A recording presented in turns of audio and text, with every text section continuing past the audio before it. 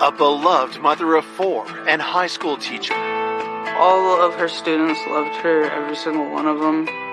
Was a very special person. I always wanted to be more like her. Is found murdered, her body dumped miles from home. As I got closer, you could see the outline of the body. I've seen quite a few homicides, and this one was very brutal. It felt very personal. Investigators try to piece together a mysterious crime. Law enforcement believed there was a violent struggle within the bedroom. He said that he did not hear this vicious attack that was taking place within feet of where he was sleeping. How could you not hear what was going on? Until the case takes a jaw-dropping turn. He was crying. He was emotional and said that he had a gun to his head. And leads to a killer no one suspected. I can't even fathom what goes through someone's mind when they do something like this. It was disturbing, very disturbing.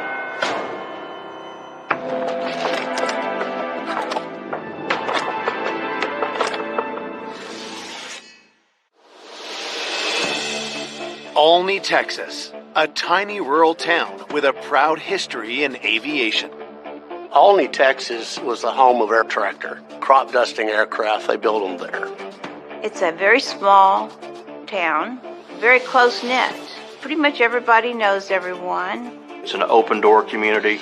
Doors are unlocked. People are very welcoming. On a warm summer morning in 2019, a terrible discovery shakes residents to their core. The Young County Sheriff's Office received a call of a missing person, and the Olney Police Department was dispatched to the call. Just before 10 a.m., officers arrived to find homeowner Peter Allen and his 2 children, Kiara and Darian. Peter tells police he's worried something terrible has happened to his wife, 49-year-old high school teacher, Manu Allen. Peter told me that his wife was missing and that he had found a large amount of blood in their bedroom. And Peter told me that his wife's vehicle was gone. Investigators head to the bedroom and are shocked at what they find. As I got to the hallway, we started seeing signs of blood on the walls. Most notably, what looked like a handprint. And as we started going into the bedroom, we noticed there was a large pool of blood at the end of the bed and the knife on the floor. One of the things that we also noted in the bedroom is that there were no sheets on the bed, which seemed odd. There was blood splattered across the furniture, the mattress, the closet doors. And as we proceeded into the garage, you could clearly see drag marks. As we were in the kitchen, we did see what appeared to be a footprint. A picture started to develop that something very bad had happened. As forensics begin processing the scene, police notify the DA's office. My assistant district attorney, Philip Gregory, and I went out to the crime scene. The carpets were pretty much soaked in blood. There was a lot of cast-off blood on the walls and on the doors, and it was a horrific scene to see. With that amount of blood, we were concerned that you're probably dealing with somebody who is deceased if they had not already made it to a hospital. With no sign of the missing woman, investigators asked the family for more information about Manu Allen. My mom was from a little village in southern Germany. She had 8 siblings. In the middle of my mom's college career, she came over to America to learn the language better. And my dad had seen her walk by, and my dad was like, "Ooh, who's that?" And while she was in America that summer, they spent like every day together. Manu married U.S. Army veteran Peter Allen in 1996, and soon after, the couple moved to Crowell, Texas. I came to know Peter and Manu when I was appointed police chief in Crowell, Texas, and Peter and I became good friends, and there was never no doubt that Peter and Manu loved each other very much. Manu and Peter eventually settled in the small town of Olney with their 4 children. My mom was a very supportive woman, but she was always pushing us to do our best. Manu was one of the most respected teachers at Olney High School, teaching English and German. All of her students loved her, every single one of them. And my mom, she'd always be one to joke with the kids. Even my friends, she would help them if they needed help with their homework after school. Now, the loving wife and mother has gone missing. Police asked Peter Allen the last time he saw Manu. The night before, he and his wife sat down on the couch, watched TV, and then he went to sleep on the couch and she retired to the bedroom to go to sleep.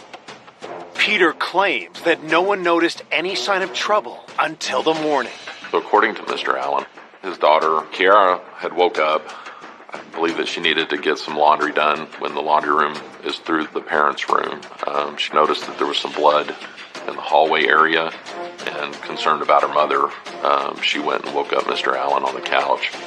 At that point, according to Mr. Allen went with her to investigate.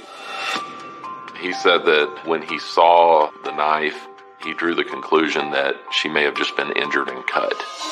But clearly seeing the scene, a cut would not have produced the amount of blood, and it was very apparent that somebody was either severely injured or deceased. Peter tells officers that he and Kiara went to the local hospital to look for Manu. It did seem that it was out of place, the way that Peter went to the hospital first before calling law enforcement. There seemed to be a lack of emotion. He was very calm. So I pulled Officer Clark aside and I advised him. I said, we need to be very careful how we talk and handle Mr. Allen because he's potentially involved. Law enforcement believed there was a violent struggle within the bedroom. Mr. Allen was arguably within feet of the actual act occurring. There were 2 children that were inside the house too, and investigators were concerned that, hey, how could you not hear what was going on? Peter and his 2 children are brought to the police station for further questioning. Meanwhile, officers are dispatched to nearby parks and wooded areas to look for Manu's car, a white SUV.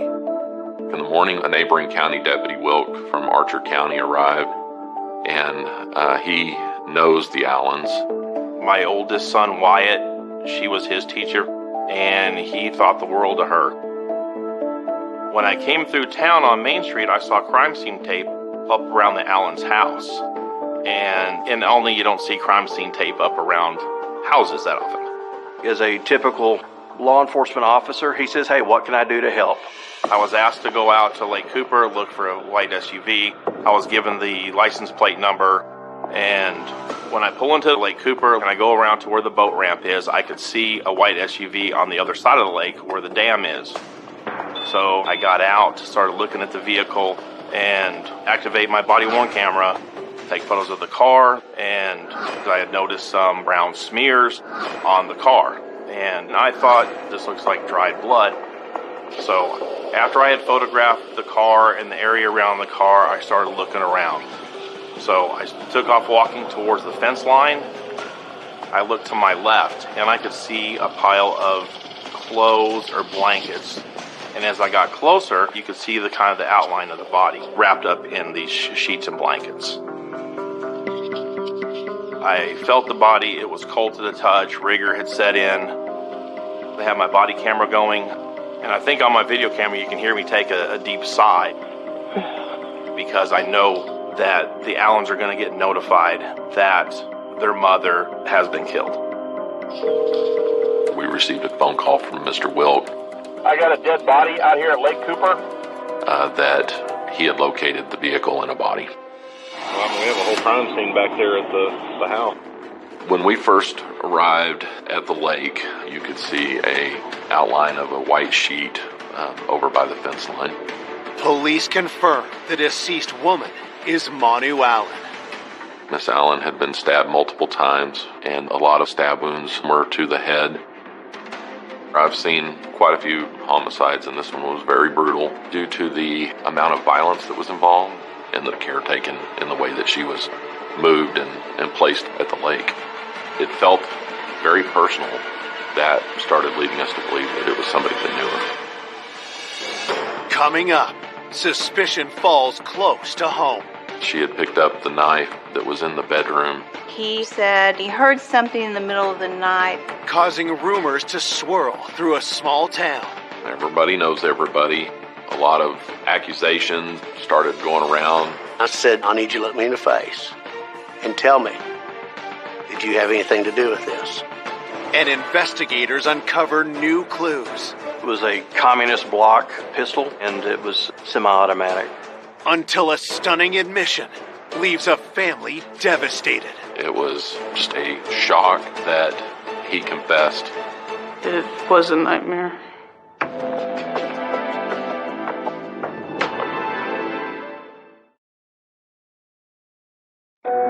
The body of missing teacher and mother of four, Manu Allen, has just been located at Lake Cooper, a recreational area a few miles from her home in Olney, Texas. I'd been to homicide scenes before, but when you find somebody that you knew and your kids knew, when I did go home and told my kids that, hey, I was your teacher that was killed, that was hard. Olney, Texas is that small community where you don't expect this sort of violence at all. There had not been a murder there in the last 10 years. As they continue their investigation, detectives examine several items of evidence, trying to piece together what happened. The vehicle had turned down a little offshoot and was approximately 20 feet from the road, and whoever was driving the vehicle had tried to turn the vehicle around and got high-centered. Police believe that after the SUV got stuck, Manu's body was removed from the car. The body was found within sight of the vehicle, and there had been yucca leaves placed around the facial area. If you have a body where the eyes or the face are covered, it typically means that the person who has been involved in the death somehow knew this individual. When a killer does this type of behavior, it's because they're trying to show some sense of respect to the deceased. Forensics process the body and collect fingerprint evidence from Manu's vehicle. There were fingerprints that were located on the car that were in blood. When you find these, it's you can say the golden ticket for law enforcement, because whoever was involved in this left their signature behind. Another detail in the field grabs detectives' attention. There was a bicycle track that was leaving from the area of the vehicle onto the main road. Is it possible the killer had perhaps left on a bicycle? It being a recreational area, there is the potential that it could have been just a person riding through the area, but you're going to collect as much information as you can. Investigators catch a break when they find a witness who supports their discovery. There was an oil field worker that worked on the road that comes right out from the lake heading into Olney, and he happened to see very early in the morning someone on a bicycle wearing dark clothes with a backpack heading towards Olney from the lake area. While officers are dispatched to track down the cyclist, detectives inform Peter that his wife's body has been found and closely watch his response. Mr. Allen, his emotional reaction was a little different than what you would expect. Mr. Allen was extremely detached, emotionless. He said that, he wanted to get justice for Manuela and that he had multiple firearms and a lot of ammunition that he could bring to bear if he did figure out who had done this, and that he was going to do what the military had taught him to do. As a law enforcement officer, I get mixed messages from that. When you start saying that you're going to go after whoever did it, you have to wonder if he's trying to point the investigation in a different direction than on him. Based on the crime scene, detectives believe that Manu was killed in her bedroom and removed from the home in the early morning hours. They want to know how this could have happened with Peter in the next room. Mr. Allen said that he had been drinking vodka, and then typically if Mr. Allen had been drinking, he would not sleep in the same bed as Miss Allen. Mr. Allen said that it was common for him to sleep on the couch because he snored a lot. Peter claims the only time he woke up was around dawn when he thought he heard his wife's car starting. He heard it and he didn't think anything of it. Mr. Allen indicated that it's not his job to check on where she's going. And he apparently went back to sleep. Police want to know how he heard a car start, but not his wife being attacked just feet away. Obviously, there was a violent struggle within the bedroom, and Mr. Allen was within shouting distance, hearing distance of the struggle. Mr. Allen had talked about how the incident may have occurred and that struggles can be silent, and that might be a reason why he didn't hear what had happened. That's another cause for concern for law enforcement when you've got a suspect with a potential explanation for every possible fact. Wondering how the killer escaped in Manu's car, investigators ask where she kept her car keys. Mr. Allen, he indicated that those keys were not kept in the bedroom. They were kept in kind of a common area in the kitchen. When asked why anyone would want to kill his wife, Peter has a theory. During the interview with Mr. Allen, he had indicated that it was well known that he had a large gun collection, and he had spoken to a lot of people about it. Mr. Allen was concerned that someone was breaking into the home to steal his gun collection. Police are skeptical as they found no signs of forced entry and were not aware of any stolen items. Well, as a law enforcement officer, I felt that Mr. Allen might be trying to steer the investigation.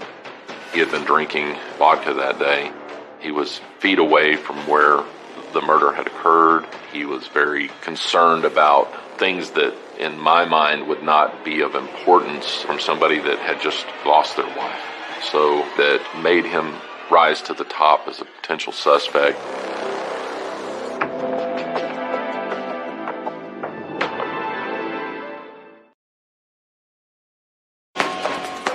Detectives believe that before Manu Allen's body was dumped at a nearby lake, she was stabbed to death in her bedroom while 3 family members were in the house. But her husband Peter insists he detected no sign of trouble. Peter Allen, Manu's husband, said that he did not hear this vicious attack that was taking place within feet of where he was sleeping on the couch. Skeptical of Peter's version of events, police want to speak with his children, Darian and Kiara, to see if they witnessed or heard anything. They start with his 15-year-old daughter, Kiara. She said she was out with her boyfriend and that her father let her in the door around 11:30 that evening. Her bedroom is where she went, which was right next door to her mother's room. She had put earbuds in her ears and had a phone call with a friend of hers and fell asleep with those in her ears. Kira said that she never heard any screams or anything that alerted her that something bad was going on in the home. Kira said she woke up that morning and she was trying to get to some clothing that she had washed, and the layout of the house would have required her to go through the master bedroom into the utility room, but the door was locked. And she said, Dad, the door's locked and I'm seeing blood over here. And that woke him up rather quickly. She said he asked her to go around to the other door in the garage and try to get in. But then when she did, she was met with just, the scene of the blood in the bedroom and everything else. Kiara did walk through the bedroom and she did touch some items of evidence. She had picked up the knife that was in the bedroom to examine it. She said that she did not see any blood or anything on it. Of course, picking up any kind of evidence is concerning. It leaves her information on the knife. Investigators next interview Peter and Manu's 20-year-old son, Darian. He said that he arrived back at the house at about 11:45 and then just went up to his bedroom. He said, I was playing a video game pretty much the whole night through. So I had my headphones on. Darian said he had not heard anything other than he heard something in the middle of the night, but he just thought it was his father in the kitchen getting something.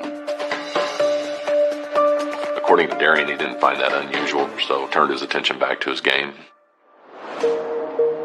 There were 3 family members that were in the house.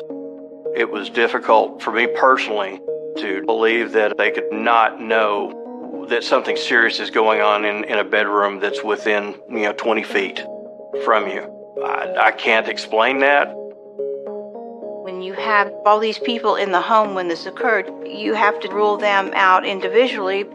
Fingerprints and footprints can either rule people out or you can rule somebody in. And unfortunately, it's not like watching a crime TV show where the case is figured out in 15 minutes. It might take months to get returns on some of these items. Peter and Manu's other children, 21-year-old William and 18-year-old Melanie, arrive at the police station anxious for news about their mother. They wouldn't let us see my dad. Probably after like 5 hours of waiting, they finally let my dad in, and then my dad told us that they found her body. It was a nightmare. At the time of the murder, Melanie Allen, the older daughter, was actually at Six Flags that evening, and they never returned home that night. William Allen, the oldest son, was a student at Tarleton State University, and he was in Stephenville the whole time. Both William and Melanie insist they have no idea who would want their mother dead. I didn't think anyone would have a single thought about hurting my mom. You have to talk to the children, naturally, to see if they can give you any idea of other red flags or things that might have been going on in the home. Investigators were concerned about simmering unresolved conflict that may have led to a murder. But when the children were interviewed, none of them ever described seeing Mr. and Ms. Allen having any kind of a noteworthy fight. Police tell the Allen family that they're free to go, but they can't return home until forensics finish processing the house. The next day, there was a lot of evidence that was collected. The investigators took fingerprints, footprints, in addition to the handprints that were on the wall leading back towards the bedroom. Detectives zero in on an interesting detail. It appeared that the perpetrator had left the bedroom and had gone into the kitchen to specifically retrieve something, because there were not that many footprints in that kitchen. And the footprints went straight to where the keys to the vehicle were kept. So whoever had done this knew where they kept the keys. 48 hours into the investigation, the autopsy report provides chilling new insights into Manu's last moments. The autopsy revealed that Manu Allen had sustained roughly 47 stab wounds, the majority of which were to her head. She did have some defensive wounds on her hands. However, it wasn't the stab wounds that proved fatal. She also had suffered strangulation, and a great deal of force had been used, so much so that portions of the neck had been broken. The autopsy report contains one final insight into the killer's brutality. They did find a post-mortem gunshot wound in her facial area. If you look at the totality of what happened with Miss Allen, the stabbings, the choking, and then finally the bullet, we knew we needed to get this suspect caught as soon as possible.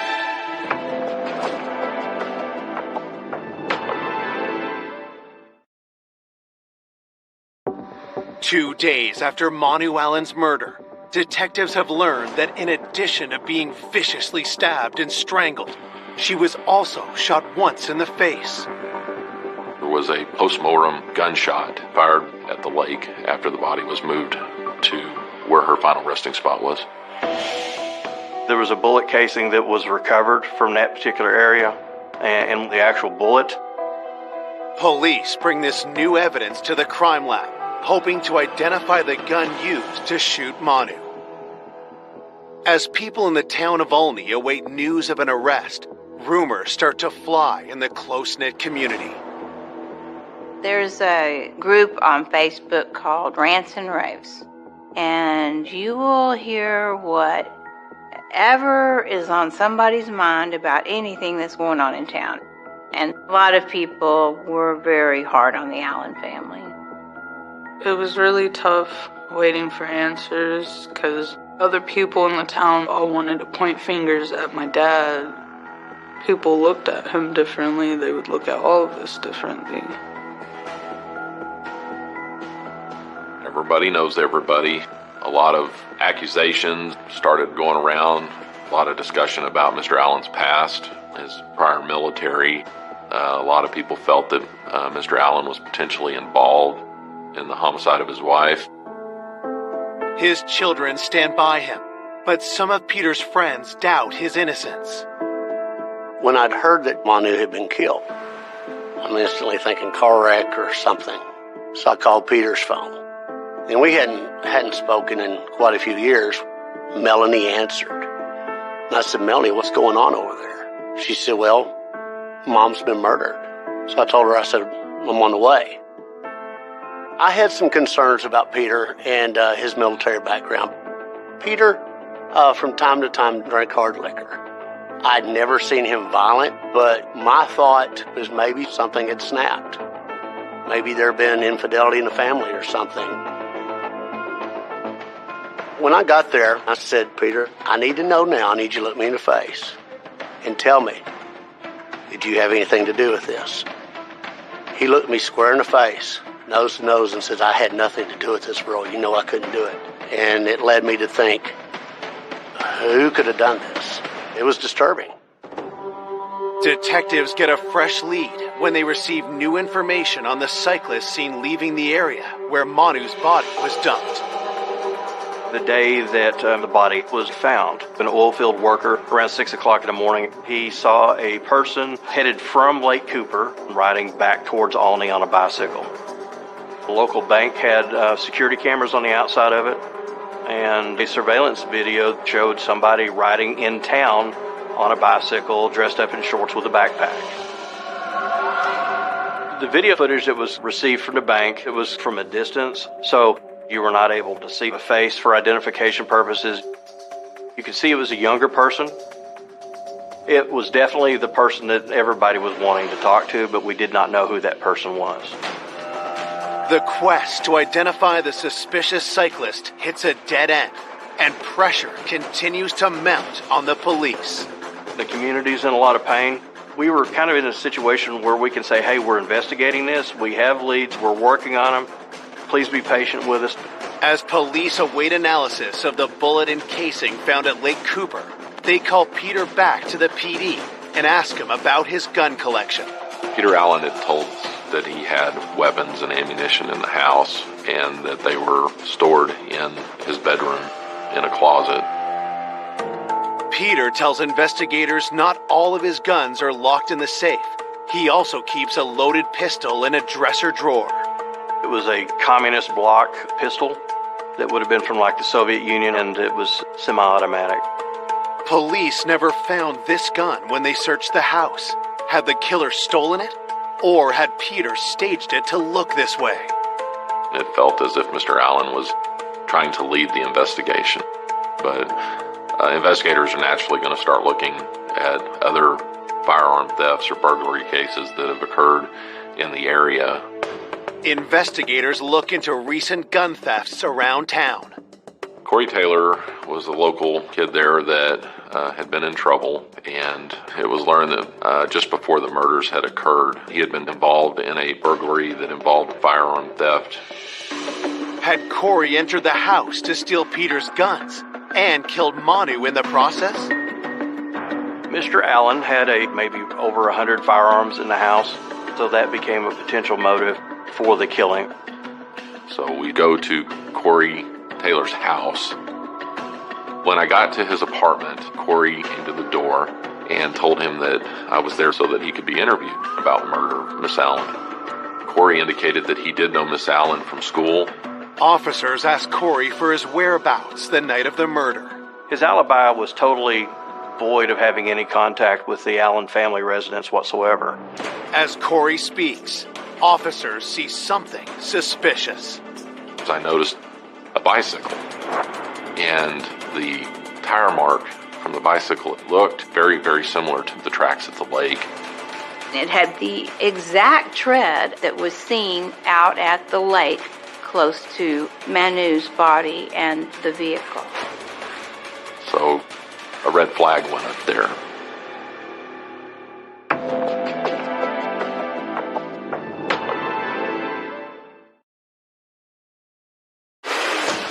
Detectives working the homicide of Manu Allen have noticed a suspicious bike in the apartment of 17-year-old Corey Taylor.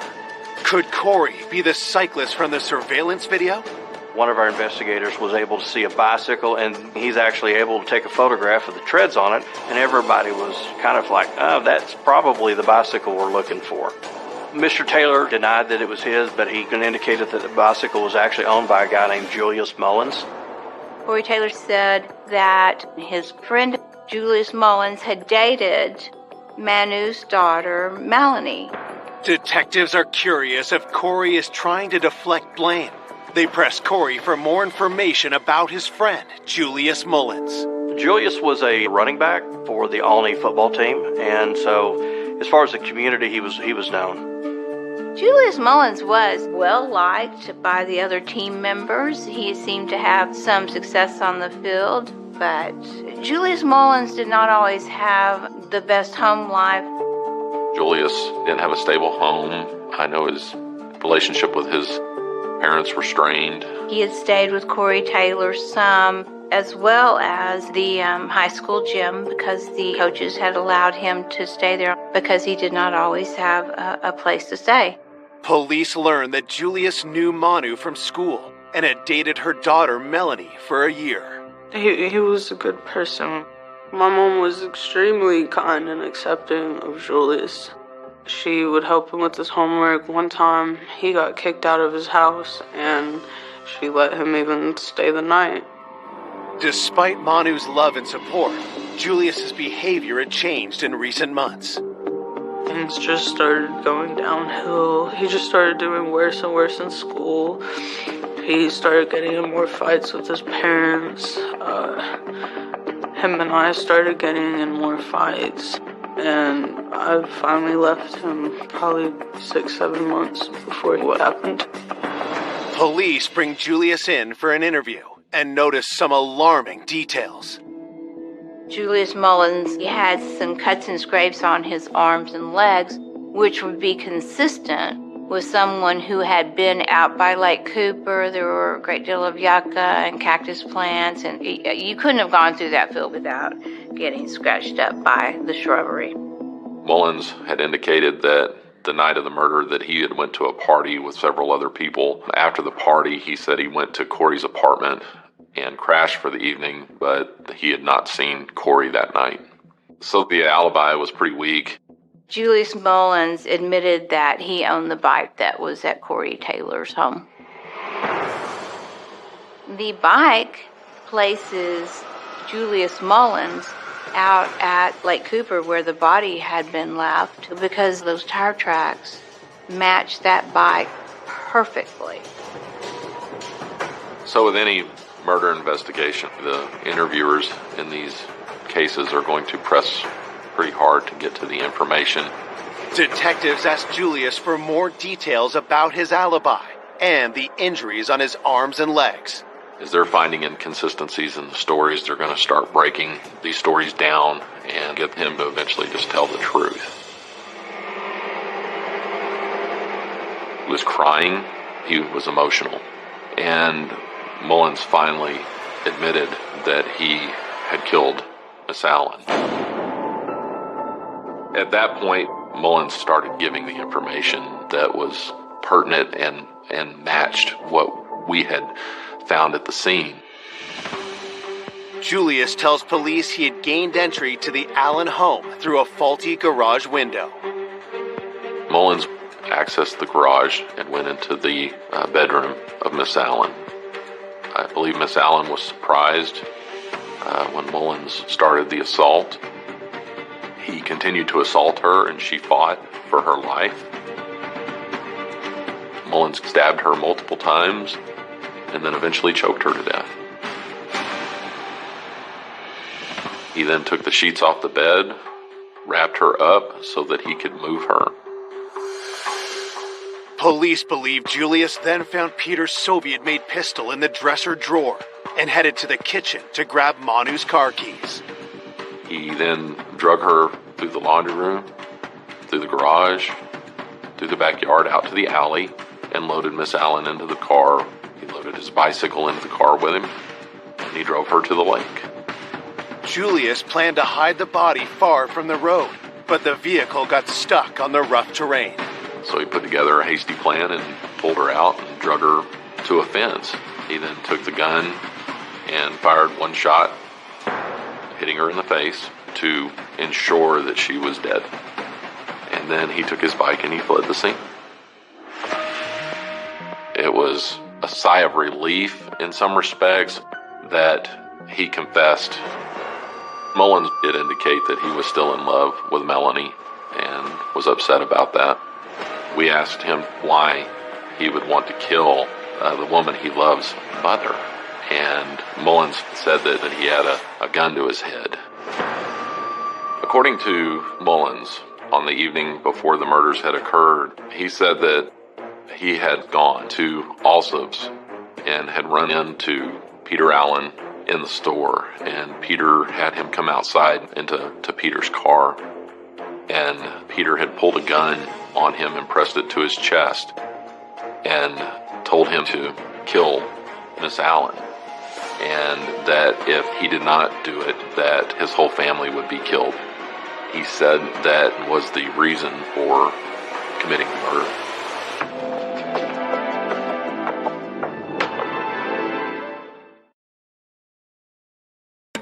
Julius Mullins has confessed to the murder of Manu Allen, but claims that he was forced into it by her husband, Peter. Mr. Mullins gave very specific information about them meeting at an Allsup's convenience store, where Mullins said Mr. Allen pretty much just pulled him into his car and said, "Hey, you're going to do this. Otherwise, I'm going to go kill all your family."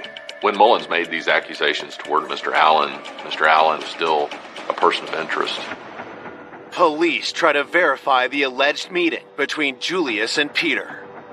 We were able to secure the phone records of Julius Mullins back to the day that Mr. Allen supposedly threatened Julius into murdering his wife, and were able to determine that Mr. Mullins' phone was nowhere near that Allsup's location at any time that day. Police interviewed Julius again to clarify his allegations against Peter.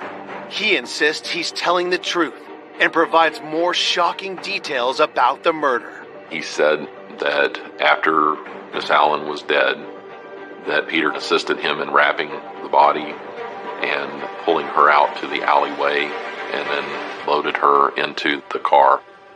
Detectives receive forensic results and check if Julius's account matches the evidence. There were some bloody handprints and some fingerprints, and they had footprints that they had sent to the crime lab, and they were eventually identified. Forensic testing determined 2 people had left footprints in the kitchen. One set was left by Julius. Julius had been in the home frequently when he was dating Melanie, and the footprints went straight to where the keys to the vehicle were kept in the kitchen, and Julius would know that. Investigators wonder if the other prints belong to Peter, but the results show otherwise. Kiara left footprints, but she said that she had stepped in the blood, so that lined up with what she had said had occurred. The crime lab also determines fingerprints left in Manu's blood in the house and on her car belong to one person. Sure enough, they belong to Julius Mullins. We were able to rule Peter Allen out. The things that Mullins attempted to implicate Peter in, the physical evidence did not support that. The cell phone data did not support that. The results were confirmation that Mr. Allen had nothing to do with this. Avery Mark? Manu was my life. She was my soulmate. And I don't think any human being alive could expect for the heart, the soul, the core of the family to be murdered without reason whatsoever. I knew they were going to look at me because I was the husband and I was in the house. When the police made the arrest, there was disbelief. I just didn't think he had it in him to do something like that. On July 15th, 2019, 18-year-old Julius Mullins is charged with the murder of Manu Allen. My daughter Melanie dated him, and Julius would come over. My wife was very kind to Julius. We were both nice to him. I was not worried about Julius at all while they were dating. He seemed more like a pleasant young man. With Julius in custody, police find Peter's stolen pistol at the home of Corey Taylor. They did investigate Corey Taylor, but he was ruled out. No fingerprints, no footprints, no DNA, nothing. The sole perpetrator of the crime was Julius Mullins. Police believe the knife found at the scene may have been dropped by Julius, but forensic analysis found it was not used in the murder. Staff at the school had found Mullins' backpack with a knife that was eventually determined to have been involved in the murder of Miss Allen. Tragically, no one in the house heard Julius's vicious attack on Manu. Kiara put earbuds in her ears and fell asleep with those in her ears. Darian was upstairs playing video games with a headset on, and then Mr. Allen had consumed alcohol, and that might have contributed to him sleeping heavier than normal.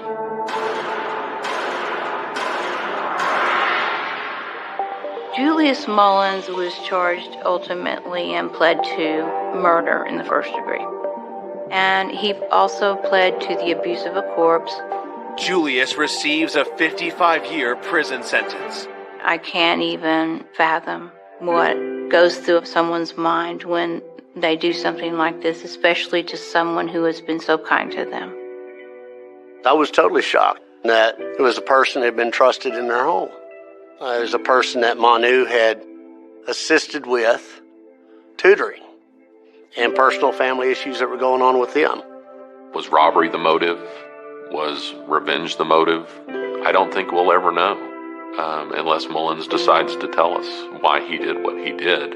The only thing I can think of is he felt that if he killed Melanie's mother, that it would break her heart.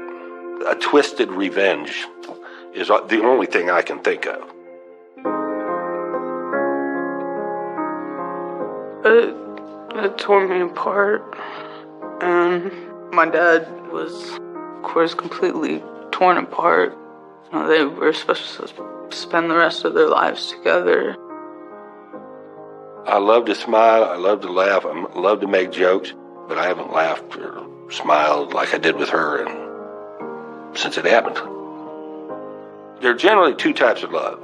The one type is where you've been with somebody for a very long time, so you got that deep love. And then you got the other kind of love, which is the infatuation type love. And I had both of those for my wife. There is no such thing as moving on from it. I'm making progress, and my kids are making progress. But I'll never move on. That day will be stuck in my head till the day I die.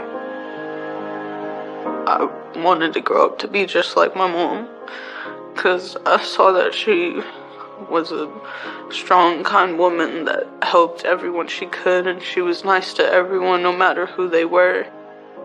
I miss how she was always pushing me to do my best. I really miss her support.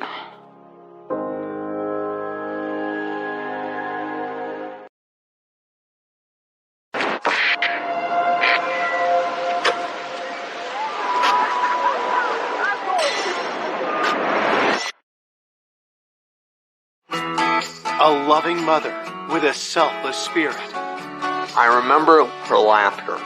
You could hear Mother laughing from 2 rooms away. She was really representative of the goodness in people. She loved her community. They loved her. Is stabbed to death in a horrifying attack. It was gruesome crime scene. There was a lot of blood. Perpetrator left the victim with a 2-pronged serving fork sticking out of her throat. The amount of devastation led us to believe that it definitely was a crime of passion. Suspicion falls on those closest to her. He was the husband that last saw her alive. He didn't really show any signs of grieving. He failed the polygraph. My first thought was that it was a domestic assault. Her son had had an argument with his mother that morning. A neighbor had seen a teenager running away from the home that day.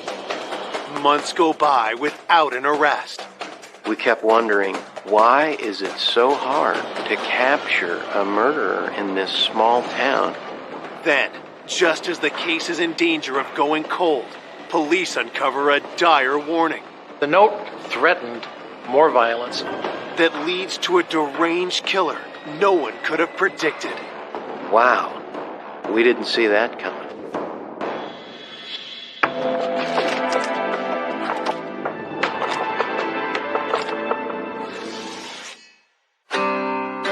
Shenandoah, Iowa is a close-knit farming community home to just 5,500 people.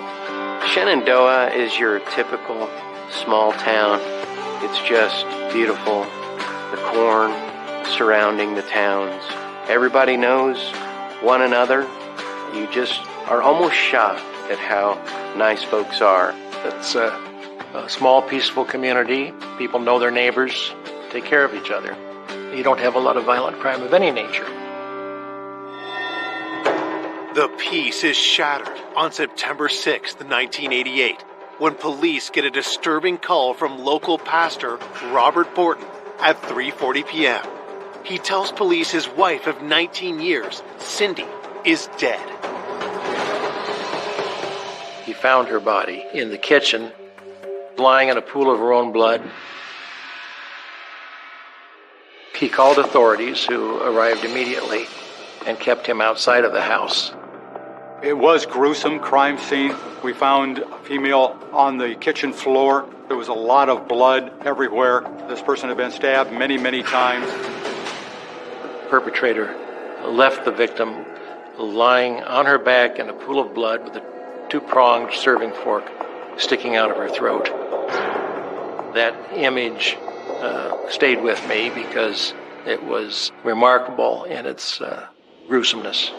There were 4 instruments that appeared to come from her kitchen that were weapons of convenience for the killer. There were 2 forks, a large 2-pronged fork, a 4-pronged fork, as well as 2 knives. There was a struggle. There were some cuts on her hand where she had fought the person and she had tried to get away from the person. The phone had been ripped off of the wall, and it was obvious that a lot of activity went on while Cindy was being killed. Detectives observe that the pool of blood is not yet dry, meaning the murder likely happened in the late morning or early afternoon. In addition to the blood in the kitchen, there were also some blood stains found in the bathroom.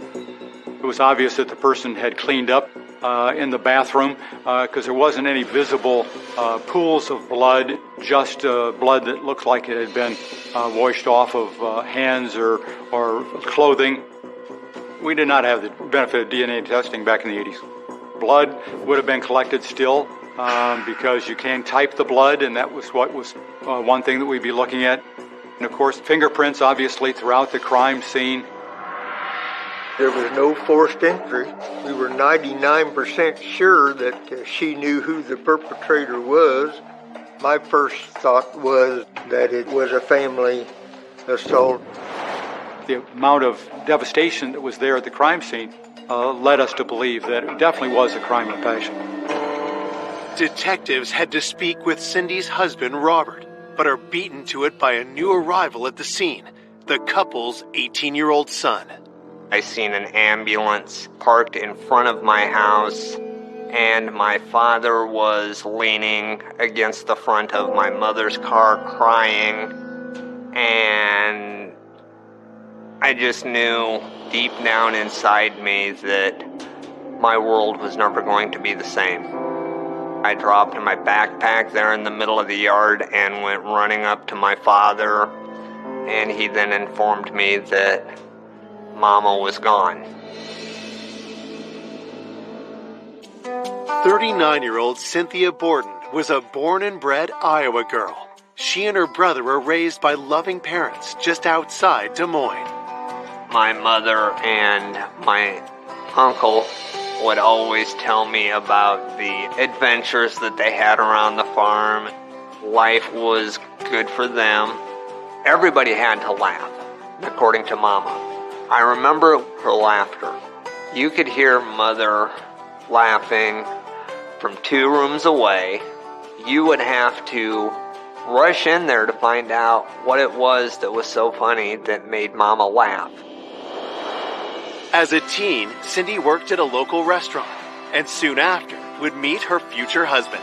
My father wound up coming in there and doing the whole phone number exchange thing, and then they started going out, and one thing led to another. The couple married in 1969. When the family moved to Shenandoah, Cindy had her hands full. Mama just kind of assumed the role of the pastor's wife. She also worked at a donut place there. Mama always did what she had to do to take care of the family. I was her everything. I was very much a mama's boy. My mother was love personified. Cindy's warm heart also extended to those outside the family. Mama always had an open door policy for all of my friends. They always knew that my mother was there to be a second mother to them, somebody that they could talk to, that she never passed judgment on anybody. She was also very good with giving out the hugs. Mama was always there to give you a hand back up if life knocked you down. Cindy loved her community. They loved her. She was really representative of a small town in Iowa, the goodness in people. Cindy's death leaves many in the community wondering who could have killed her. Investigators have an idea on where to start. Back in that time, about 85% of all homicides in the state of Iowa were committed by someone close to the victim. Husband is always a major suspect at the time we see a homicide like this, especially one with so much rage involved. Robert was interviewed and gave the following timeline. He had gone to work that morning at Select Motors, where he was a part-time worker because preaching to a small rural congregation is not lucrative employment. Robert returned home at noon, as was his habit.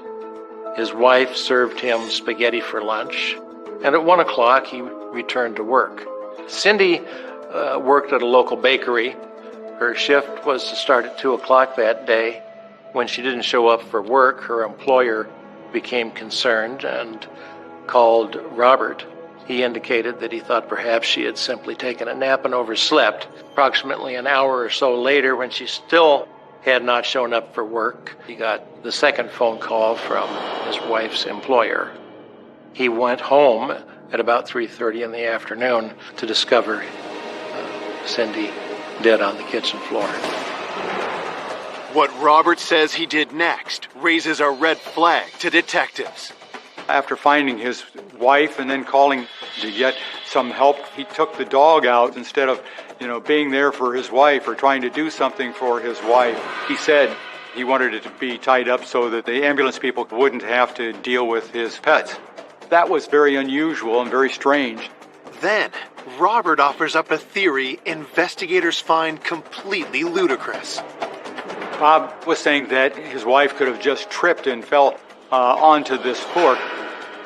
That was totally not plausible. It didn't make any sense whatsoever. It's just, I can't imagine anyone ending up in a situation, and certainly not with the amount of blood that was found there at the scene, too. He thought that it was an accident. And that really raised eyebrows. How could you possibly think that someone had just fallen? You just think, well, this is someone who snapped. Bob Borton was our prime suspect immediately after the death of Cynthia Borton because, first of all, he was the last person to see her alive, and then he also was the one that found her. Coming up, suspicion swells around Cindy's husband. His work clothing was laundered before investigators had an opportunity to examine it for blood spatter. What does Robert Borton have to hide? The only thing I want him to say is, I did it.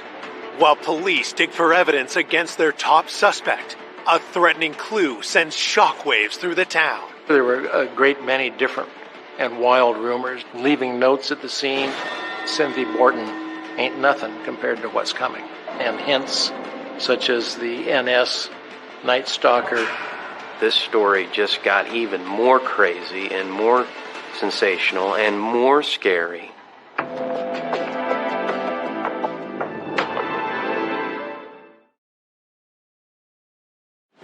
Police in Shenandoah, Iowa are investigating the gruesome murder of 39-year-old Cynthia Borton. Her husband Robert's erratic behavior is putting him in detective spotlight. Robert commented that his wife had simply fallen on a serving fork and died an accidental death. These comments were certainly unusual and suspicious. Police bring Robert to the station for a formal interview. Bob did have a very strange personality and strange mannerisms about him when he was interviewed. He didn't really show any signs of grieving.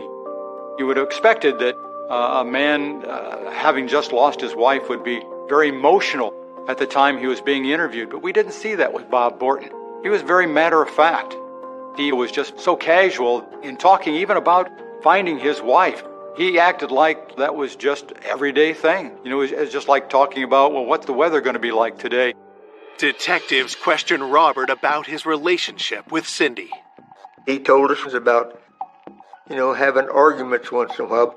He went in kind of a defensive mode about the questioning. When they're reacting like that, it does put up a red flag like that. Investigators try to provoke a telling reaction out of Robert. He didn't get upset when I accused him of being the one responsible for his wife's death. He didn't show sadness. He didn't cry. His stoic but unemotional denials only increased their suspicions. At that point in time, Bob Borton couldn't be held at all. We had no evidence to show that he was responsible. We had no information other than his matter-of-fact attitude. Robert provides fingerprint samples, but with nothing concrete linking him to the murder, investigators must let him go. This, frankly, was frustrating to some of the investigators involved in the case.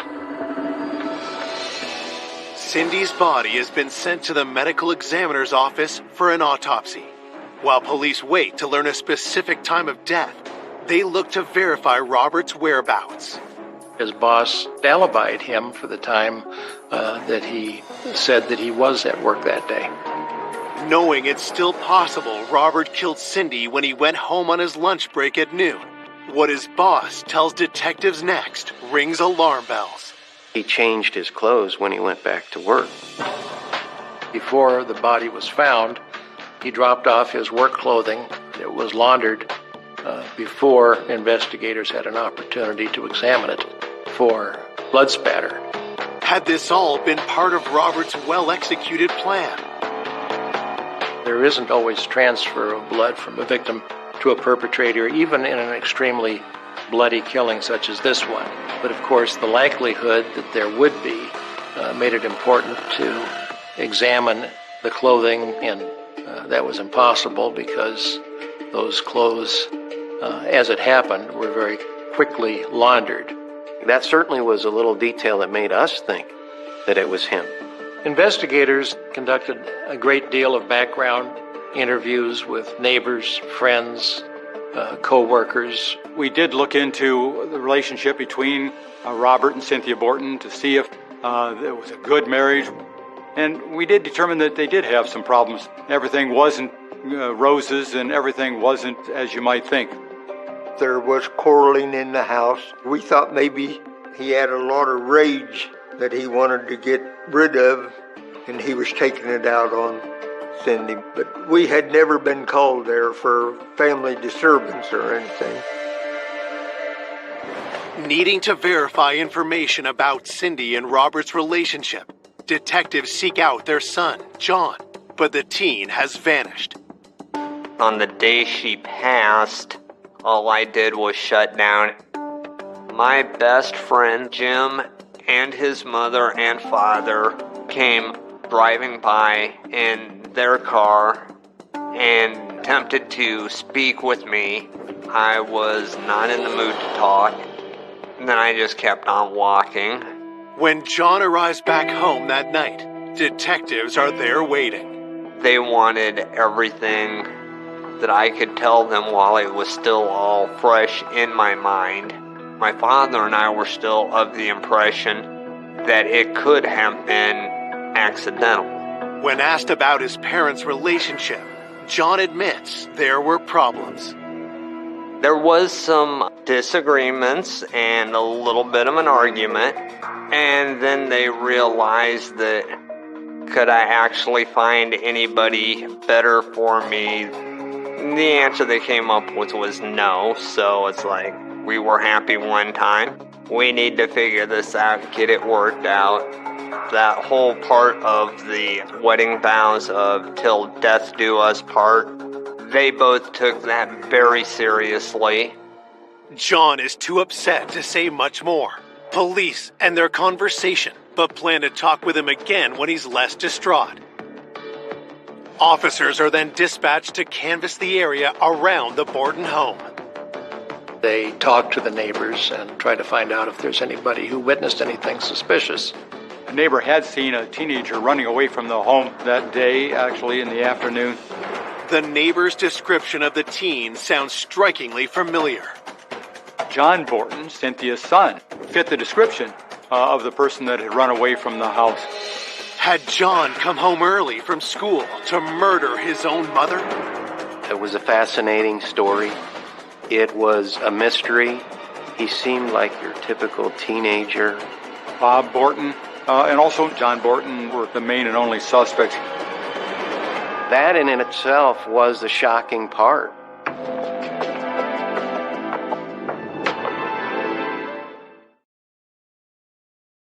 Detectives investigating the vicious slaying of Cynthia Borton have two prime suspects. Her husband, Robert, who found her dead, and now their 18-year-old son, who matches the description of a teen seen fleeing the area around the time of the murder. John Borton, even though he was scheduled to have been at school that day, might have come home early. So John Borton early on was a person that we wanted to talk with and get more details about where he was on that day. The day after the murder, John is brought to the police department for another interview. They started with the questions about the home life and everything else. I told them my mother was literally my whole world. When detectives asked John about the last time he saw his mother, he makes a startling admission. John indicated in his interview that he had had an argument with his mother that morning. That, of course, was interesting and relevant information.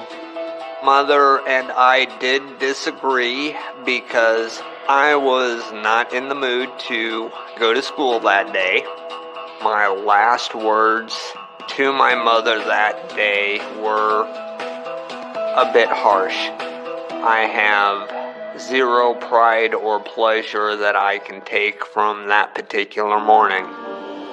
John maintains he was at school the entire day, but he didn't have any classes between noon and 3 p.m., the approximate window of time when detectives suspect Cindy was murdered.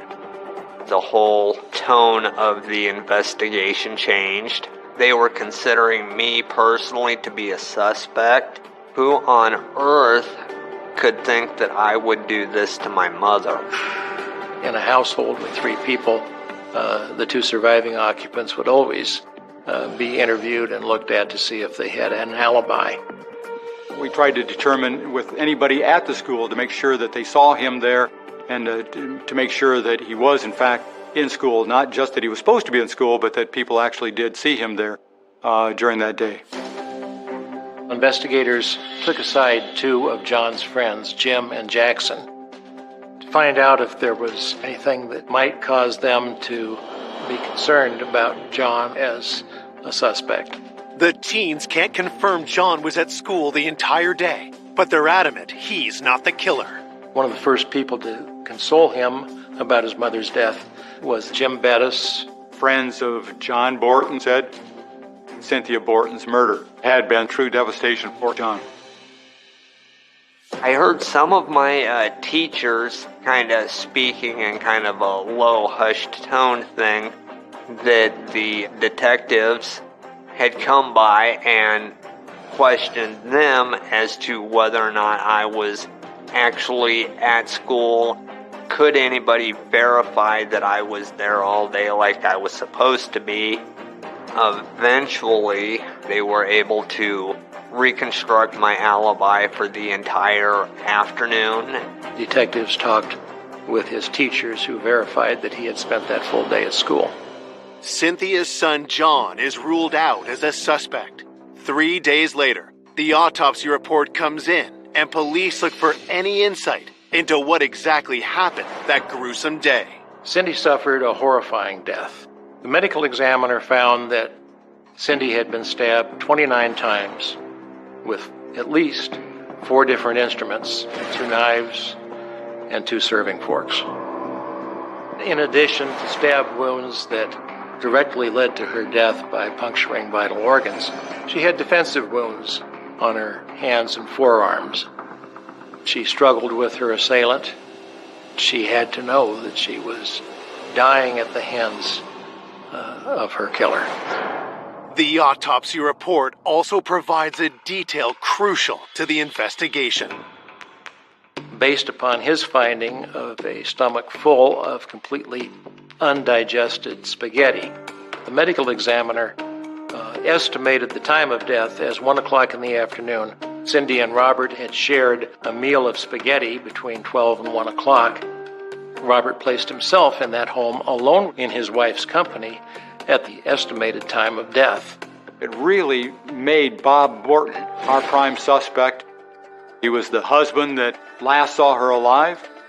He was the husband that was the first to find her dead on the kitchen floor. He and his wife had had difficulties throughout their marriage, had problems. Investigators decided that it was important to keep working on Robert. He was really their only feasible suspect.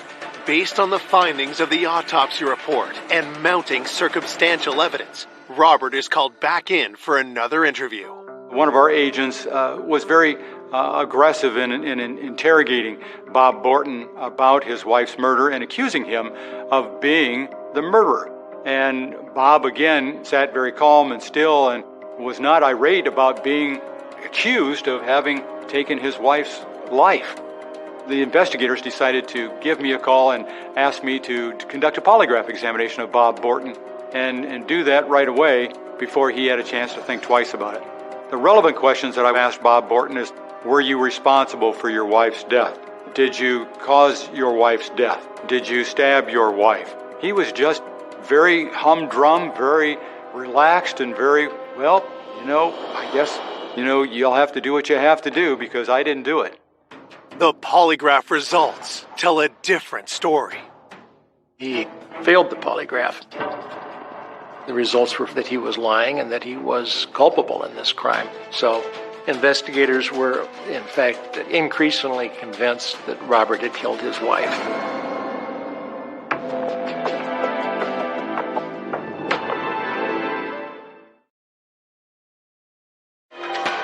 One week after the gruesome murder of Cindy Borton, her husband Robert, the prime suspect in her murder, has just failed a polygraph. When I did see those results, the thing that next happens is for me to go in and interrogate him and try to determine why he was being deceptive.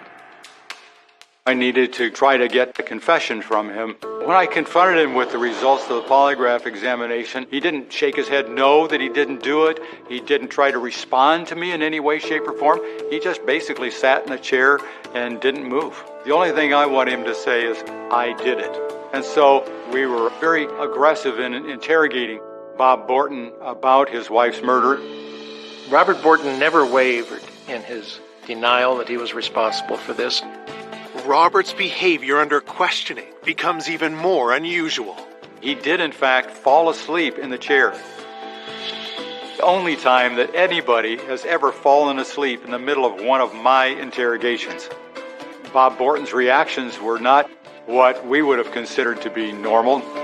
Despite failing the polygraph, the evidence against Robert is purely circumstantial, so detectives have no choice but to let him go. At that point in time, we're thinking we must have missed something. There must be something more involved that we're not aware of. The lack of an arrest unsettles the town further. The people of the community really are concerned when there is an immediate suspect, why that person's not apprehended and taken to jail. But we need more information. We need more evidence. The members of the community were increasingly convinced that Robert had killed his wife. They expressed those concerns. They brought a great deal of pressure on the chief of police. The public was just as anxious to get it solved as the police was. We wanted to get this case cleared up so gossip and things would die down after, of course, this happened. He wasn't preaching for a while, and then people just quit attending. There was a real change my father noticed. People who were open and friendly with him, all of a sudden, they quite often would go as far as to cross the street so that they would not have to walk near him, would not have to speak with him.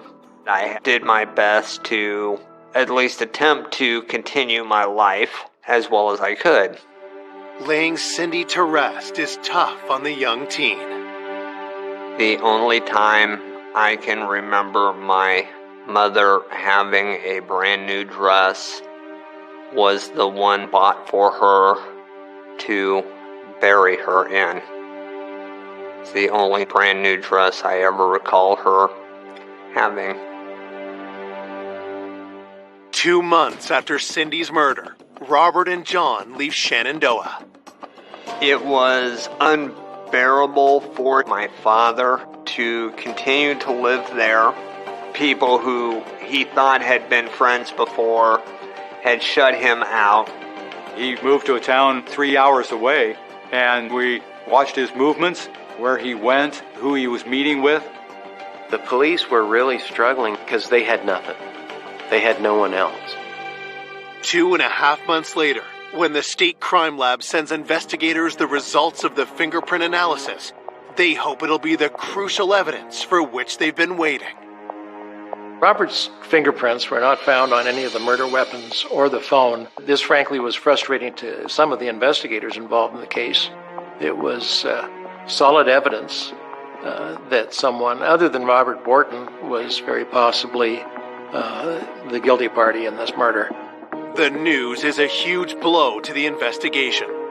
It's concerning whenever cases are not immediately solvable, and as time passes, the prospects for solving them become smaller and smaller. We just waited for authorities to make an arrest. And when they didn't make an arrest in the months that were going by, that's when we started to realize this is somebody that they don't know who it is. 3 months after the murder, as detectives redouble their efforts to unearth new suspects, another crime in Shenandoah comes to their attention. In the weeks preceding and following the murder of Cindy Borton, there were arsons in the town of Shenandoah. Even though arson is a different crime than murder, it's a violent crime. And when one has a series of violent crimes, in this case, the arsons and the murder, all occurring within a matter of weeks, it would be only normal to at least examine the possibility of a connection between the two. On November 30th, another arson occurs, and a clue found at the scene leaves investigators stunned. The arsonist left a note referring to the 2 prior arsons and Cynthia Borton, and in fact threatened more violence in that community, saying that the arsons and Cindy Borton ain't nothing compared to what's coming. Oh my gosh, this story just got even more crazy and more sensational and more scary.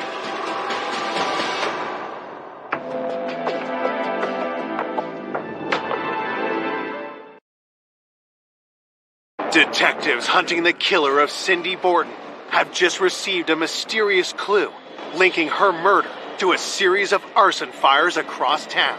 There was a note that was, in fact, very intriguing, and the note referred to all three arsons and Cindy Borton, obviously raising the possibility that the perpetrator of the arsons was also the perpetrator of the Cindy Borton murder.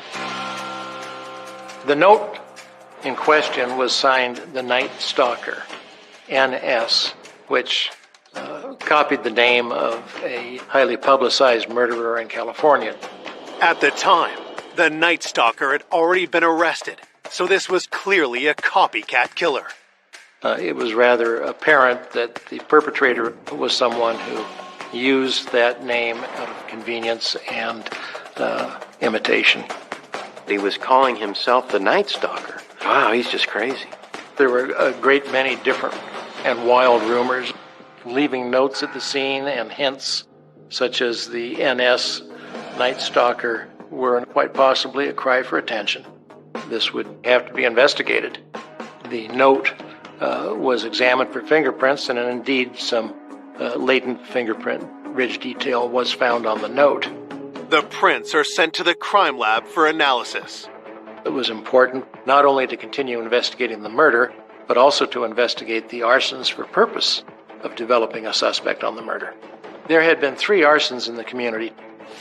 One had been at the Broad Street School. The letters NS were found slashed on a bridge near the Broad Street School fire. There was another fire set in a school teacher's pickup, and there was a note, "The Night Stalker strikes again." This case was a genuine whodunit. Even though we had the Night Stalker note, investigators didn't know who had authored it or who had committed the arsons. I never really would have expected this case to go where it went. You know, it wasn't something that we expected from the beginning at all. Several days later, detectives get the fingerprint results from the note, and they don't match back to anyone in their database. There was, in fact, a killer at loose in their community. As every week went by, and then the months, we kept wondering, why is it so hard to capture a murderer in this small town who committed a murder in such a shocking, unbelievable manner? On January 31st, 1989, police finally get a break in the case. 5 months after this murder, a young man named Jackson, a high school student, came into the police department and informed authorities that the previous day he'd had a visit from a friend, another teenager, and that in the course of their afternoon visiting with each other, this friend had told him that he had some very shocking information and something that was bothering him. More specifically, that he had murdered Cynthia Borton. This information was a shock that shed an entirely new light on the investigation. When Jackson came into the Shenandoah Police Department, yes, that definitely was a big break. His friend had told him things that happened at the crime scene that only the killer would know. Jackson's friend described the murder that he had committed and even went so far as to draw a small diagram indicating exactly where the body had been left in the house. Jackson shared this drawing as well with the authorities, which was important and surprising because it appeared quite accurate. He told Jackson, "I'm going to show you where the knife is." And he did that. And that's when Jackson realized, oh, he's really done this.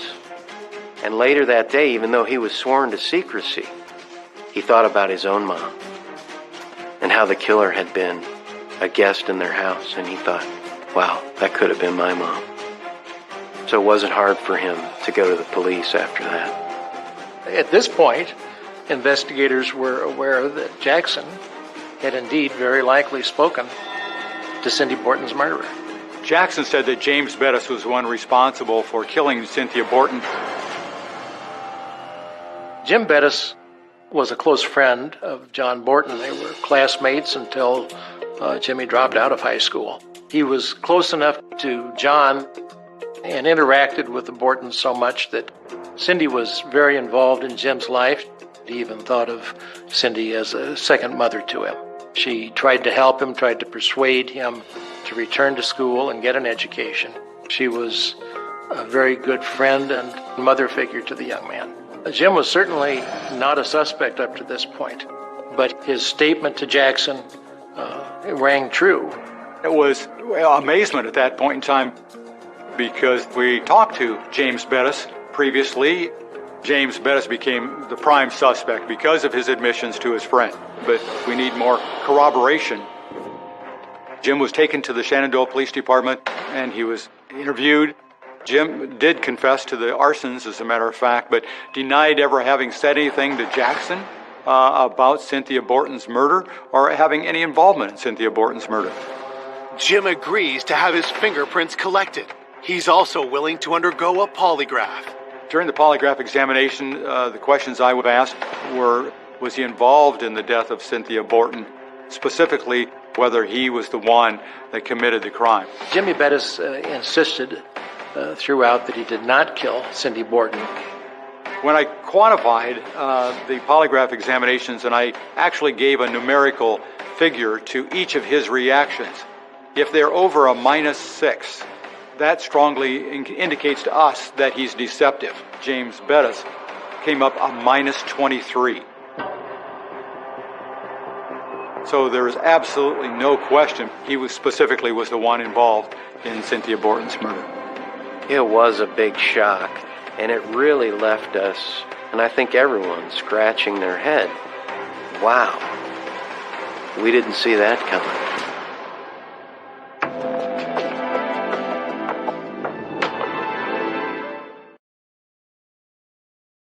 5 months after the horrific slaying of Cindy Borton, detectives get their biggest break when her son's friend fails a polygraph. Jim Bettis' polygraph, according to Agent McCleary, showed deception on his denial that he had murdered Cindy Borton. It was very unusual that all of a sudden this person would become a suspect who was a teenager, and also he was good friends with Cynthia's son. And he had been in Cynthia's house many occasions. Investigators confront Jim with the results. The very next thing I said was, we all know exactly what happened on September 6th. You were the one responsible for having killed Cynthia Borton. There's no question in anybody's mind now. And he came out and said, I did it. Okay, I did it. Jim Bettis had not been on our radar at all. We never dreamed that he might be capable of something like this. James Bettis told me that on September 6th of 1988, he was walking around town, he was thinking about his father. He was thinking about how he hated his father. His dad was always telling him that he was no good, he wasn't going to amount to anything. It was terrible. He hated his dad.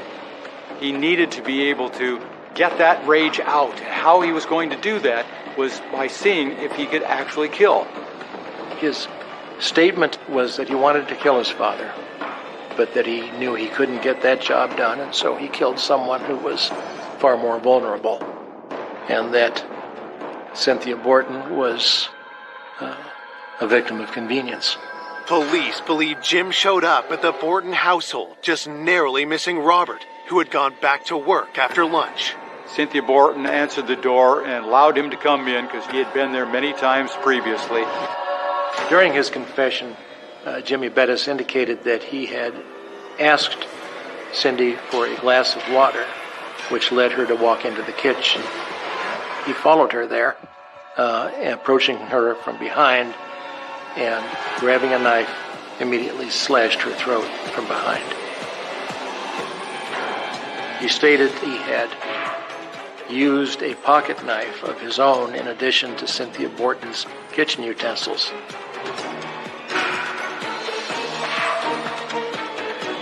And that after the crime, he took his pocket knife, stained with Cindy Borton's blood, and threw it under a bridge. This was important information. It would corroborate his confession if, in fact, that knife could be found, and if in fact it had Cindy Borton's blood on it. Investigators scoured the area, found the knife where Jimmy Bettis described that they would find it, and when it was tested at the laboratory, indeed it had not only Cindy Borton's blood, but also Jimmy Bettis's fingerprint. On February 2nd, 1989, detectives charged 18-year-old Jim Bettis with first-degree murder and 3 counts of arson. The investigator told me that Jim had been arrested and he had confessed repeatedly. My first response was, no, he did not do this. He was my best friend. He was the first person that I trusted that was not an actual blood relative. It occurred to me that in at least some way I am responsible for this because I am the reason that he came into my house, that he was accepted into my house, and my mother is gone. There is nothing I can do to get her back. At trial, Jim is convicted, and on November 13th, 1989, he's sentenced to life in prison. Jimmy Bettis was a very troubled and angry and rage-filled young man. Had this crime not been solved when it was, there's every reason to be concerned that there would have been more fires, if not more murders. My best friend committed this heinous crime of murder against somebody who trusted him, supported him, and cared for him. He frequently told me that we were brothers forever, and I honestly felt the same thing for him. And then for him to turn around and do such horrific action, there is a bit of relief knowing that he will never be out again for the rest of his life. I want as many people as possible to know and understand what a wonderful, wonderful person my mother was, which is why I share her with as many people as I possibly can. I only miss her on days that end in Y. I am still waiting for my pain to go away. I don't know that it ever will.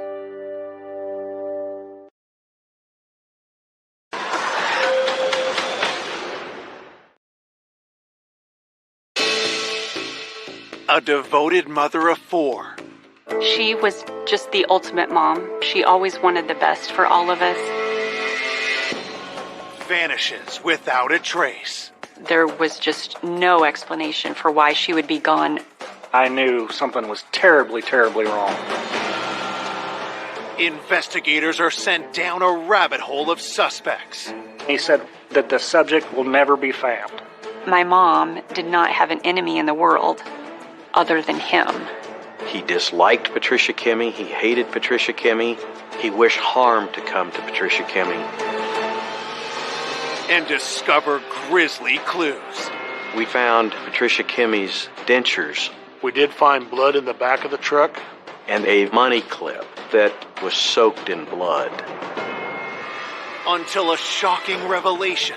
She told investigators she knew where Patricia Kimmey was.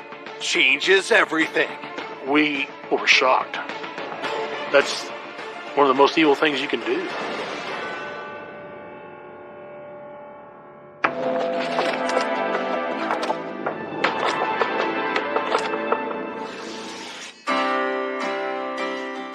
Horton, Kansas, a tiny farm town deep in America's heartland. Horton's a town of several hundred people. It's kind of a quiet town. Overall, there's not a lot of crime. Horton is a rural area surrounded by cornfields. Everybody knows everybody. It's just a typical Midwest small town.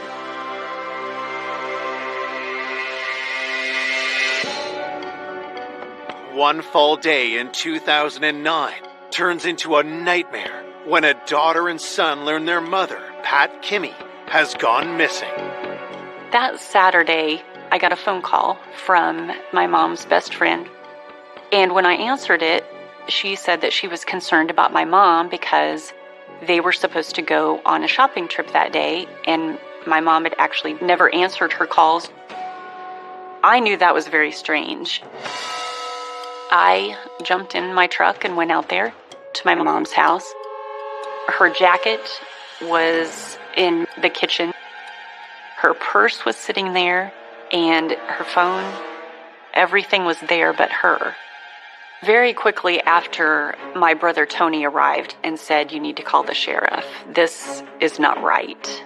Mom, she did not go anywhere without her cell phone. It was in her pocket 24/7. So that was an immediate flag right there that something was wrong. I can't explain the fear over that because there was just no explanation for why she would be gone. Alarmed, Rita and Tony call 911. A sergeant arrives at the house at 9:45 a.m. He immediately notices troubling signs. On the front porch, there was a wooden gate that went across this staircase, and this gate had been broken in half and had been pushed off the porch. I noticed that the door was standing open, but the deadbolt lock was out. A rug in the front door foyer was messed up as well, and it appeared to me that maybe there was some type of struggle. I immediately treated it as a crime scene. Investigators head to the scene in search of clues as to what could have happened to Pat Kimmy. The house was well arranged. There was no sign of really anything inside the house that had been disturbed. There was a computer that had been left on. The investigators were able to tell from looking at the computer the time of the last keystroke. It was like 7:01 the night before was the last stroke on the computer. So we believe she was on the computer when maybe there was a knock on the door. Detectives look for clues outside the home. We found Patricia Kimmy's car and car keys were at the home. Obviously, she did not leave with her own vehicle, so she must have left with somebody else. We also had discovered several droplets of blood on the gravel rock portion of the driveway. After we looked at all the stuff, the door and the broken gate, the blood in the driveway, our thought process was, she's been kidnapped. At that point, we still were considering a missing person. Maybe she was taken by force. Police break the hard news to the family that they believe Pat has been kidnapped or possibly even a victim of foul play. We had hope we're going to find her. But when they found the blood, it was just, your heart sank. Who took her out of her home and what did they want with her? And I just leaned over and said, "Rita, do you think she's coming back?" And Rita got tears in her eyes and said, "No, I don't believe she is." Born in Kansas in 1951, Pat's youth was full of joy. She was a very big farm girl at heart. She grew up on a farm. She loved animals and always wanted to be a veterinarian. In her late teens, Pat fell in love. My mom met my father, Eugene Kimmy, in high school, so they started dating. Nobody loved him like she did. In 1971, Pat and Eugene got married. Eugene ran the Kimmy sawmill he had inherited, while Pat was a devoted stay-at-home mom to their 4 kids. There wasn't anything that meant more to her than her family. She was just the ultimate mom. She always wanted the best for all of us. As the years passed, cracks started to appear in Pat and Eugene's marriage, and the relationship crumbled. Eugene was very controlling. To him, she couldn't do anything right. He didn't want her going anywhere. He wanted her to stay at home. In 2008, the couple called it quits. Following the divorce, I could see a difference in my mom. And I think there was a sigh of relief to her that she could finally live life freely instead of being under the thumb of Eugene. Now, all that is left is a trail of blood and a list of unanswered questions. As news of her disappearance spreads, the community unites in their search for Pat. We got as many people together as possible. We lined up and we started walking, looking for any signs of Pat. Pat was very well loved in the community. It was obvious from the support that the community gave us. Hundreds of people came out, 50 feet apart, spread, walking through the fields. It gave you chills to see something like that. While the search continues, detectives ask Pat's kids if there was anyone who might have wanted to hurt their mom. Reed and I both looked at each other and then looked back at him, and I said, Eugene Kimmy is the only one we know of. My mom did not have an enemy in the world other than him. As investigators learn more about Eugene, a disturbing picture begins to emerge. He was often drunk. A lot of times he was very argumentative, and his drinking was never under control.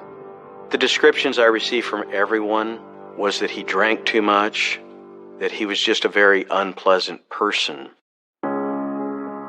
My mom found out that Eugene had cheated on her, and that was something that truly broke her heart. All of us told her, get out. Nobody should have to put up with that. So that's when she decided enough was enough. Pat divorced Eugene a year before she went missing. Mrs. Kimmy ended up getting the property from the divorce. Pat had won a very large settlement with the alimony payments being made. There was a huge payment going out every month to the sum of about $2,300. So he was bitter about that. Eugene said it was unfair, was constantly complaining to everyone the amount of money he had to give her, and Eugene didn't think she was entitled to anything. Detectives also learned Eugene had made sinister remarks about his ex-wife. People in the community told us that he had made comments about how he wished she was dead. He was constantly saying that he wanted her gone. He had actually been telling people that he would like my mom to just disappear.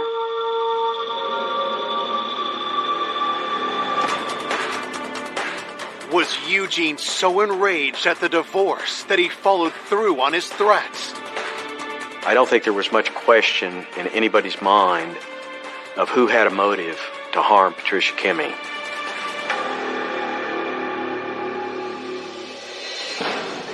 Coming up, investigators uncover a web of alarming secrets and lies. You could tell that the woman was filled with guilt.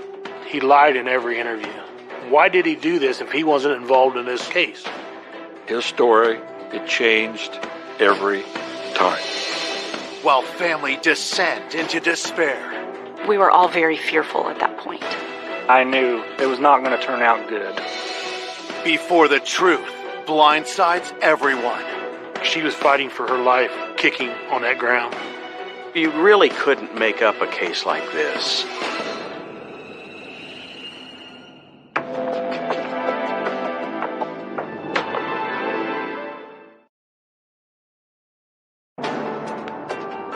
It's been 24 hours since Pat Kimmy has mysteriously disappeared from her home in Horton, Kansas, and the signs point to foul play. Police already have their first suspect, Pat's ex-husband, Eugene Kimmy. He was upset about the divorce settlement, and he made it very clear that he disliked Patricia Kimmy. He hated Patricia Kimmy. He wished harm to come to Patricia Kimmy. And he would tell that to anybody that would listen to him. Had Eugene finally made good on his threats? Detectives question him at the Kimmy sawmill. Eugene Kimmy denied that he was involved with Patricia's disappearance. He said, yes, I'm upset after the divorce, but he says, I would never harm her. Evidence at the crime scene indicates Pat was abducted around 7 p.m. So investigators ask Eugene where he was during that time. He said he went to sell logs that day. He came home, he ate supper alone, and then later on he turned a movie on TV and watched it until he fell asleep. And so he really had no one that was with him at any time during that period that could vouch for him. Unable to rule Eugene out, police obtain a warrant and search his home and sawmill, but find no evidence to tie him to Pat's disappearance. We had nothing concrete to put him anywhere near the scene. There was no evidence of anything to put Eugene at Miss Kimmy's house that night. Eugene Kimmy is put on the back burner. As the search for Pat continues, a telling discovery is made about a quarter-mile from her house. One of our deputies located a camouflage baseball cap. It was just out among the weeds, and it seemed out of place.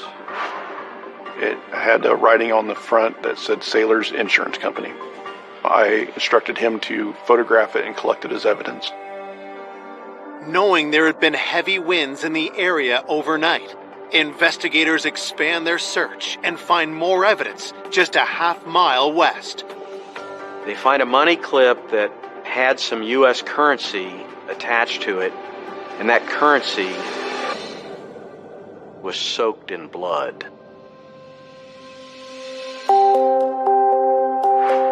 We found a bag containing some rifle shells that had blood on it. There was coins on the roadway that had blood on them. All these items was collected and sent for DNA testing. And then just to the east of that, there was an area in the grass that kind of been pushed down. They noticed that the grass was matted down in an area about the size of a person, which led them to believe that a person had been on the ground in that location. And then as they examined that closer, they began to find blood drops. That was when they knew we have a second crime scene. Because of the blood on the money clip, the blood on the coins, the activity in the grass that had blood on it, we knew something significant happened at that scene. I and Larry both thought, this is not good. We were hoping to find her, but I just knew this is not going to have a good resolution. Police unearth one more chilling piece of evidence down the road. Law enforcement called me telling me we just found Patricia Kimmy's dentures. And I was asking them, well, how in the world do you know they're Patricia Kimmy's dentures? And they said, because her name is printed on the inside of them. And it clearly was her dentures. I don't think anybody doubted that there had been foul play. When we found the dentures with her name on them, we all thought that, yeah, this is probably a homicide now. The grisly discovery forces Pat's family to face a grim reality.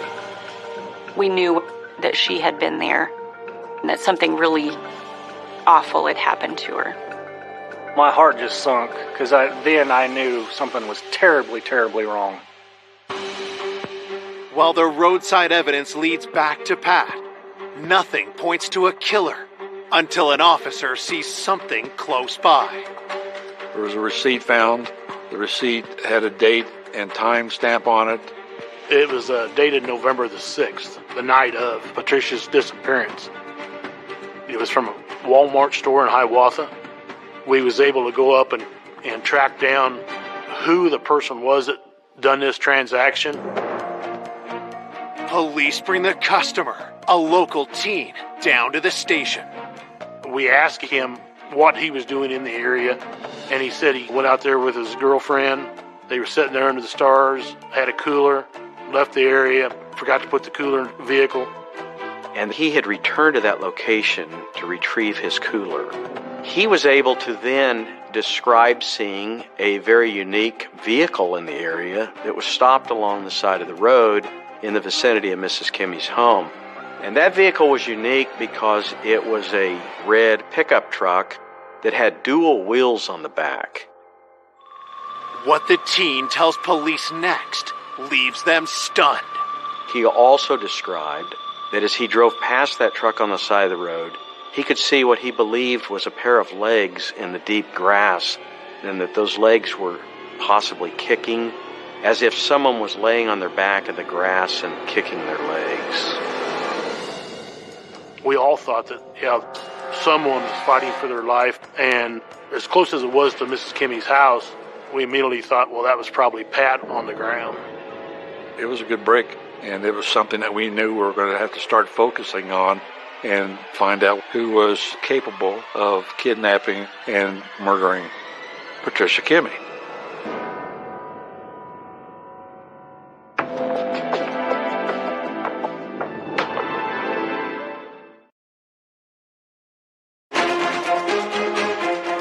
Investigators working the no-body homicide of mother of four, Pat Kimmy, have found a witness who might have seen a roadside attack the night Pat disappeared. He was out with a girlfriend, and on the north side of the roadway, about where the items were found that had the blood on them, he saw a red dually pickup. He said that there was someone on the ground kicking. He didn't really see anything other than that, and he left the area. I think at that point he was young.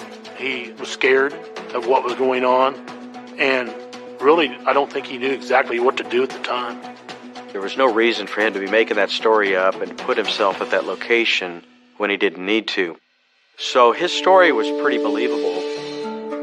The gal that he was with, we talked to her. He had accounts for everything that he had done that evening. His girlfriend backed up what he said, so we had no reason to believe him of being a suspect. If that truly was Pat Kimmy in the grass, detectives know it's imperative to identify the driver of the red dually truck. To have a description of a red dually pickup was really a strong lead.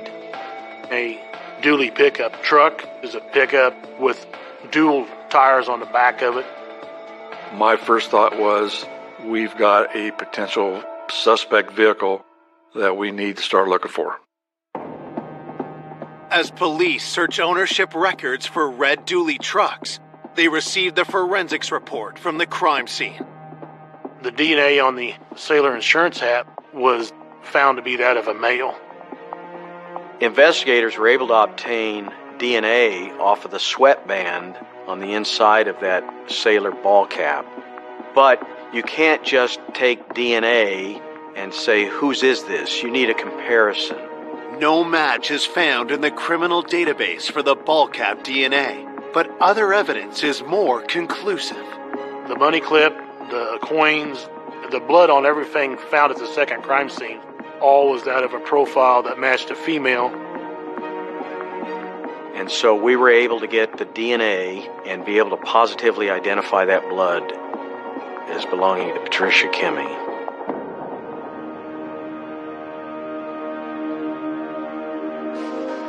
While the results are encouraging, detectives still don't have a body or a primary suspect. Then, a week after Pat vanished, her daughter Rita remembers something. I was just thinking about my mom and pulled up her picture to look at on the computer. And there was a memory I had of her talking about a man who had worked on her house. His name was Dane. Mom had a contractor at her house, Dane Deweese, and she had some work, and she had to call him back a couple times because she wasn't satisfied with it. Pat had a contractor from Abilene, Kansas come up and do some work on her fireplace, and she had some disagreements with the contractor that something wasn't correct. So I got to thinking about that and pulled him up on the computer, and he had a police record. So that was very concerning. Just thinking about the fact that he had been around her. He had access to her home. And what really raised a flag with him is when we found out he drove a red pickup. Well, we're on to something now. Could Pat and Dane have gotten into an argument about his work, causing him to violently lash out at her? Rita alerts police about Dane, and they immediately bring him in for an interview. He was very cooperative, told us that yes, he has a red dually pickup. He told us that he had done some work for Patricia Kimmy's house.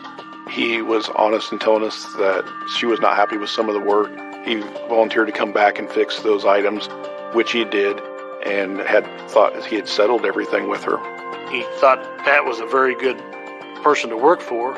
He said he got it corrected, and Pat was very appreciative that he got it corrected, and he said that he thought that everything was okay between him and Pat, and that he would never harm Pat.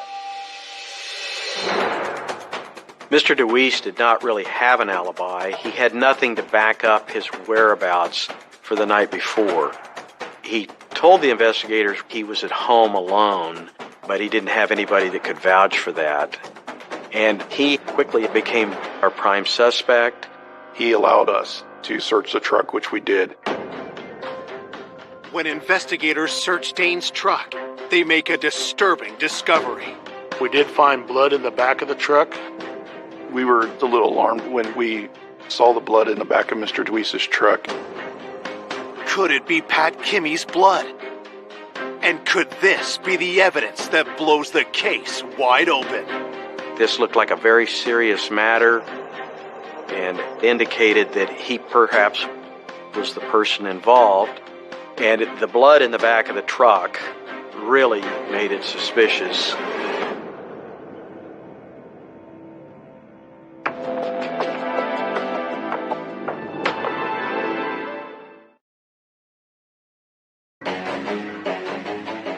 It's been a week since Pat Kimmy was abducted and likely killed. Police suspect contractor Dane DeWeese is involved and have found incriminating evidence in his vehicle.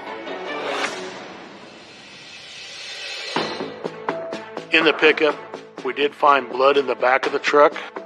Mr. DeWeese volunteered that he had recently been hunting for deer, and there might have been some blood and fur left in the back of the bed. We took samples from the truck of the blood to confirm his story. Detectives rushed the samples for DNA analysis.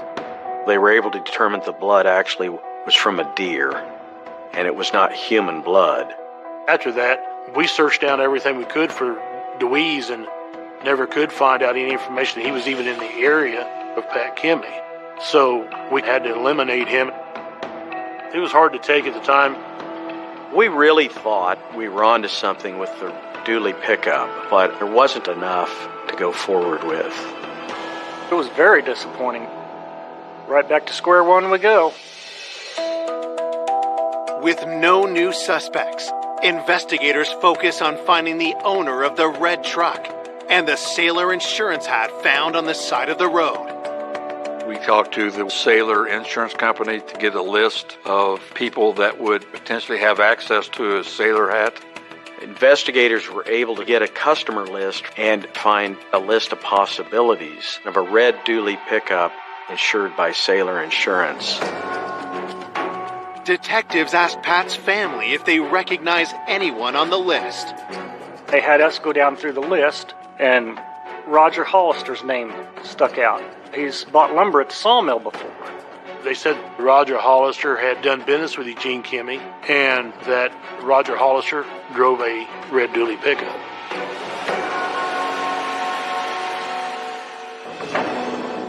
Roger Hollister was reported to be somewhat of a hothead, kind of a person who got upset a lot, kind of a person who could be violent. He was not well liked, not a nice guy. And it was a major red flag for us. Believing Roger could be a major suspect, detectives rushed to the Hollister farm to interview him.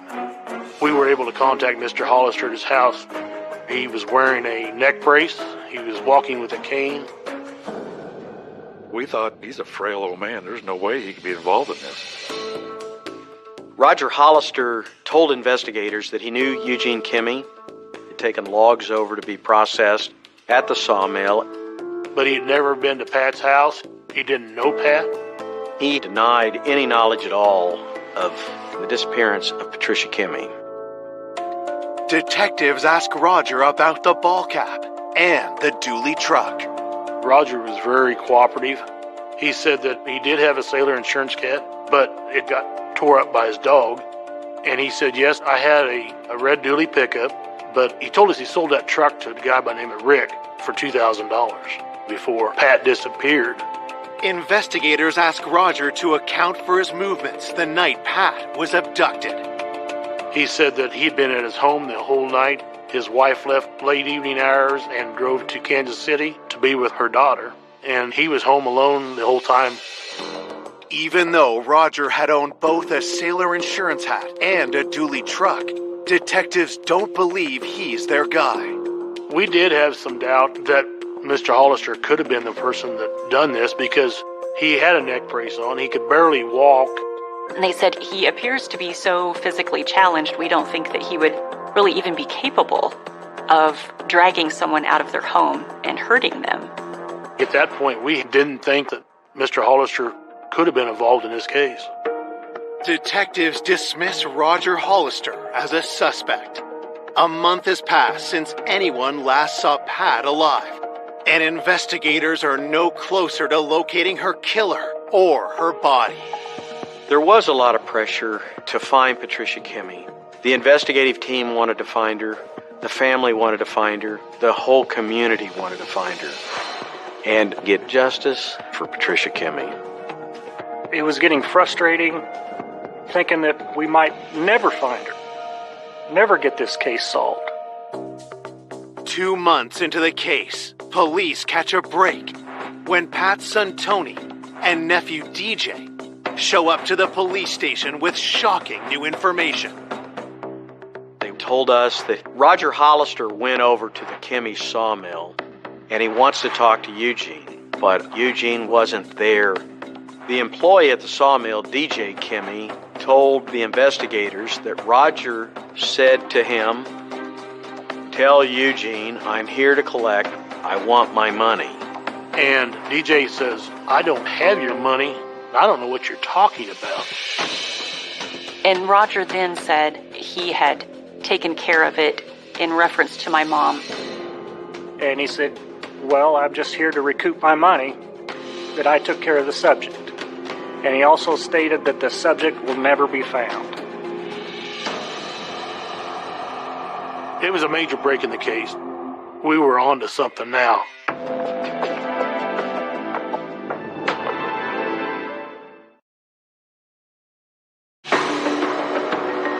Police are investigating the disappearance and homicide of 58-year-old Pat Kimmey. Now, 2 months into the case, they've learned from Pat's family that Roger Hollister has come looking for money, claiming he got rid of Pat. When Roger said the subject will never be found, referring to my mom like that, we were all very fearful at that point. Pat's nephew DJ tells police he remembers he saw Eugene and Roger talking at the Kimmey sawmill one day. We believe that maybe Eugene was drinking, did not like the situation he was in with his wife, and maybe he made a comment to Roger, said he wanted to do away with his wife. As we confirmed, there was numerous comments made to numerous people to that effect. He didn't like the divorce settlement, lost land, he was making alimony payments. That's a strong motive for murder. So our thought process was maybe he was drunk, and maybe Eugene told Roger, "I'd pay somebody to get rid of my wife." Despite having previously ruled Eugene out, police circle back and check his finances for any evidence of a payout. Law enforcement went through Eugene's bank records, and there was no activity on his checking account. We saw no indication that money was actually paid out. We executed a search warrant on the sawmill of Eugene Kimmey, but we really didn't find anything that would substantiate Eugene's involvement in the case. Undeterred, detectives focus on tracking down the red dually truck Roger had once owned. Initially told us that he sold that truck to a guy by the name of Rick for $2,000. We searched a VIN number for a pickup belonging to Roger Hollister, but it was not put in the name of anybody by the name of Rick. And we found out that the truck was actually sold to a dealership in Tecumseh, Nebraska. Investigators learned that Roger bought the truck back from the dealership 12 days after Pat went missing. He lied about his truck being sold. Why did he do this if he wasn't involved in this case? When police bring Roger to the station for another interview, they cannot believe their eyes. He was not the same person as he had been. The first interview with Roger, he wore the neck brace, he walked with a cane. But now he comes through that door like there was nothing wrong with him whatsoever. We were very shocked. I don't think anything at all was wrong with Roger Hollister. I think he just was using that as a front for everything that was going on. Anytime a suspect is untruthful with you, that just makes them look all the more suspicious. Roger tells police he went to the sawmill to buy lumber and denies speaking to Eugene or DJ about Pat or any money. But when pressed about the truck, his story changes. Roger said that he'd sold it to a group of Mexicans that were passing through the area. He did not know their names or anything about them. That sounded fabricated. His story, it changed every time. With suspicion growing, detectives ask Roger for a DNA sample. When the results come back, the news is conclusive. We found out that the DNA on the Sailor insurance hat belongs to Roger Hollister. That was a very big moment, because now we know that he was at that crime scene. Because his DNA is found there, we knew he was involved. Detectives now have enough probable cause to serve a search warrant on Roger's farm. We took a track hoe out there, and we was able to pick things up, dig around. And what was found was parts of the truck.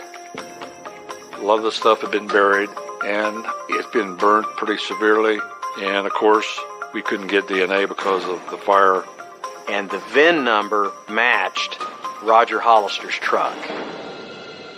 It was then obvious that Roger Hollister had destroyed that truck and was attempting to conceal it. At that point, we had what we thought was a very good circumstantial case against Roger Hollister. We searched the property, but we still didn't have a body of Patricia Kimmy. Our prosecutor kept saying, we need a body. Then, a few weeks after finding the truck, investigators get some alarming news. I received a phone call from investigators who said, "You're never going to believe this. Roger Hollister and Rebecca Hollister were just involved in a vehicle accident." The investigators said that the vehicle had turned in front of a semi-tanker and hit head-on. Rebecca was seriously injured to the point that she had to have surgery. Roger, who was the driver of the vehicle, didn't sustain any real serious injuries. And if the truck driver hadn't paid attention, there's probably a good chance they would have both been killed. Detectives rush to the hospital to speak with the Hollisters. And Roger's wife, Rebecca, tells them she believes her husband was trying to kill them both. Why is he trying to commit suicide? Why is he trying to kill Rebecca in the car? I think that the walls were closing in, and Roger knew it. Roger knew we were closing in on him. There was an arrest warrant issued for Roger Hollister for attempted murder on Rebecca, and he was charged for that. Now in custody, Roger says he wants to tell police what really happened to Pat Kimmy. He said that he was with Eugene when the kidnapping occurred. He said, yes, his truck was used in the crime, but Eugene forced him to go. He said that he just drove Eugene Kimmy and that Eugene Kimmy killed Patricia. And so is Eugene still involved somehow We don't know for sure. Detectives bring Eugene in for another interview. He admitted that he did not like the situation he was in with his wife, but he says, I would never harm her or kill her.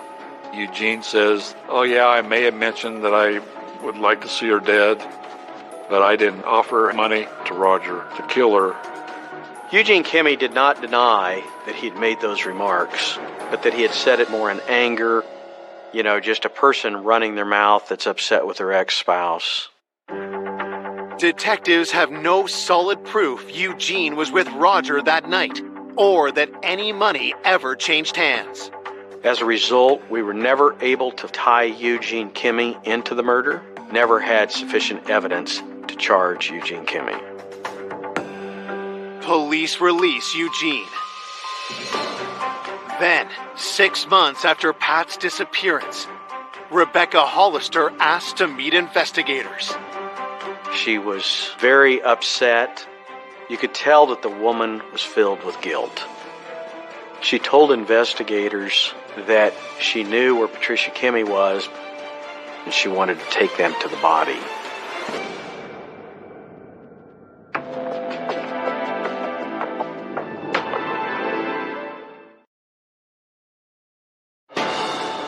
It's been 6 months since police believe Pat Kimmy was abducted and murdered.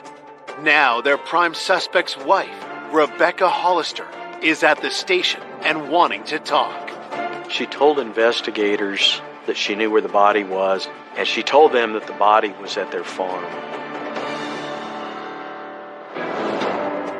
We were shocked. I think she was realizing that she better come clean, and I think she decided to do the right thing by giving us the body. Rebecca Hollister was offered immunity if she would cooperate with us and be truthful. We would grant her immunity from prosecution. Rebecca claims her husband, Roger, told her where he buried Pat Kimmy on their 40-acre farm. She took us to the property, and she says, I think she's down there, and points towards a ditch. And sure enough, exposed to everybody was about a 6 to 7 inch section of spine. We found a piece of the vertebrae with some ribs attached, and we found another short piece of the ribs. The body was burnt, the body was cut up, the body was crushed. I mean, he destroyed her body. And lucky enough, we found enough of the remains to identify her that we knew we had Patricia Kimmy. One of the officers told me that her body had been dismembered and burned. And that was very hard. One of the hardest days. When we recovered the body, I felt we had a very strong case. I felt we had the right man. I felt we had the evidence to convict him. On June 4th, 2010, Roger Hollister is charged with first-degree murder. At the trial, prosecutors present a picture of what they believe happened to Pat the night she was murdered. Roger went to her house, got her to open that door, and when she did, Roger pushed through, was able to grab Patricia, subdue her, and take her out to that truck. He got her into that truck and took off down her driveway. As he turned the corner onto the gravel road, she somehow got away from him. She jumped out of that truck, and he pursued her into that ditch. There was a confrontation. I think she put up one heck of a fight, and she was fighting for her life when she was killed, kicking on that ground. We believe that Patricia Kimmy died on the side of that road where the evidence is found, and that he then got her into that truck, returned back to his farm, and tried to burn the body, and then chopped up what was left and buried it there on the side of the creek. And then he went and tried to get his money. We were never able to recover any financial records indicating any money changing hands. But yet we knew that had to be the motive because Roger Hollister had no other reason to kill Patricia Kimmy other than hoping to being paid by Eugene Kimmy. We believed that maybe Eugene was mouthing off about paying to kill Patricia and that Roger heard that.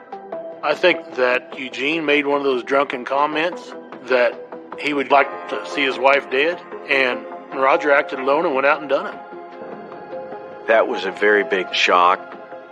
You really couldn't make up a case like this, and it really was like something written for TV, but it wasn't. It was real. To cut a body up and burn a body up, that's one of the most evil things you can do. It was very unexpected. There was a lot of twists and turns, but ultimately we just wanted justice for Mom. On March 1st, 2011, a jury finds Roger Hollister guilty of murder. At the sentencing, Roger got life without the possibility of parole, so we knew once he was in prison, he was not coming out until it was a pine box. 2 years after being convicted, Roger Hollister dies in jail from ill health. You know, I don't know if that will ever seem fair that he spent such a short time in prison. It wouldn't be enough if it was 1,000 years for taking our mom's life. I think we all just hope to be half of the person that she raised us to be. Our mother was a saint on earth, the kindest woman you'd ever meet. There's no doubt in my mind she's in heaven with God above. You just miss her every day.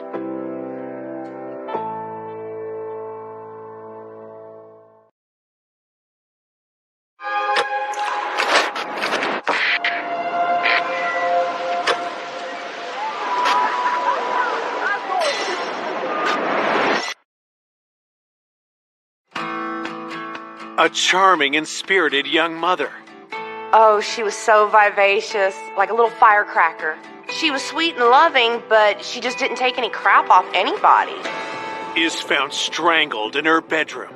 Whoever did this left her there with no chance to survive. Police face a challenging crime scene. There was no forensic evidence whatsoever. No fingerprints. No eyewitnesses. This case was a definite whodunit case. And a long list of suspects.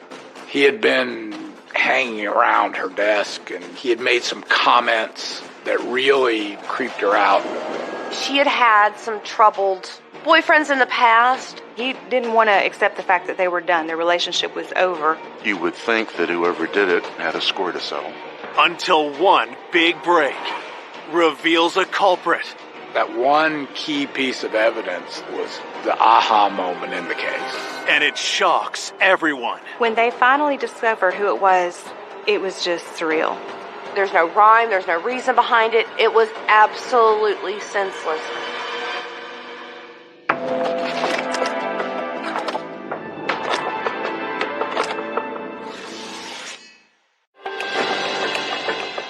Just before 5 p.m. on a Monday in March of 1999, in the small bedroom community of Norcross, Georgia, police raced through the suburban streets in response to a 911 call. The only information that we had at hand initially was there had been a person discovered dead in an apartment. It was her fiance that had called 911. When we arrived at the scene, we spoke with the fiance briefly. The man tells detectives the victim is 20-year-old mother of one, Danielle Jennings. Her 2-year-old son is currently at daycare. The fiance told us he walked in and found her lying on the bed, and he stated that she was cold and blue. She was deceased by that point. She was face down on the bed, and he rolled her over and then called 911. While Danielle's fiancé is taken to provide a statement, investigators take a close look at the crime scene. When you went back into the bedroom, she was on the bed, fully clothed, laying on her back, but you could obviously see signs of strangulation. She had a ligature around her neck. The ligature appeared to be some type of stocking, and it was tied around her neck very, very tight. It had been tied off to leave it that way. It's not like it released, which I thought was pretty unusual. I mean, whoever did this left her there with no chance to survive. The ligature was knotted in the back, which would tell you that the person was on her back, behind her, when she was strangled. Detectives explore the rest of the crime scene, looking for clues. The bed was messed up. One of the dresser drawers was open. The stocking that she was strangled with may have been one of hers out of that drawer. Her purse was dumped out as if somebody had dumped the contents and rummaged through it. It could have been a robbery or a burglary just gone wrong.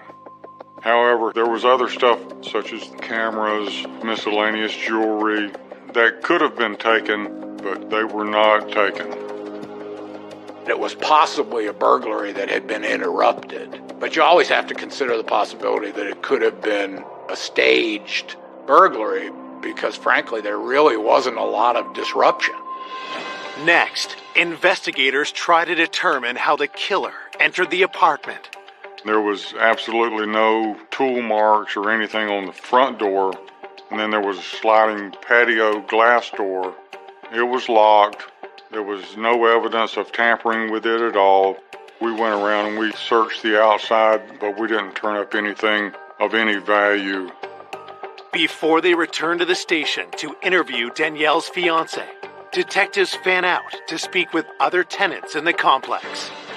Most of the people in these complexes work during the day, and so most of them are not home. We left our business cards with a note asking them to please give us a call. As the crime scene investigation continues, news of Danielle's violent murder quickly spreads to her family and friends. When I found out that Danielle died, I said, no, you've got to be kidding me. I said, this cannot be real. And then I dropped the phone and I just started screaming.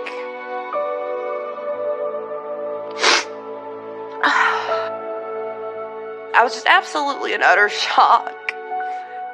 How does one handle the information that your best friend, your sister, the person that you basically love more than anybody in this world is gone? Why would somebody do this to such a loving, caring, beautiful person? Born in Columbia, South Carolina in 1978, Danielle grew up with her mother and stepfather in Stockton, Georgia. Even in her youth, Danielle had a magnetic personality. She was beautiful, strong, tenacious, ferocious. She was very fun. Danielle was always ready to have a good time, to laugh. Oh, she was so vivacious, like a little firecracker. She was very tiny, but she had this big attitude. She was sweet and loving, but she just didn't take any crap off anybody. Danielle showed her resilience when she was left to deal with an unplanned pregnancy alone at the age of 16. There was never a doubt in her mind that she wanted to have that baby. She wasn't scared. I mean, she had brass balls of steel. She wasn't going to let her age stand in the way of being a good mother. Danielle gave birth to her son, Tristan, in 1996. She was so proud. I could see her little attitude in him. The new mother longed for her son to have a father and hoped she had found one when she started dating Luis Payano. We grew up with Luis, so we go way back with him.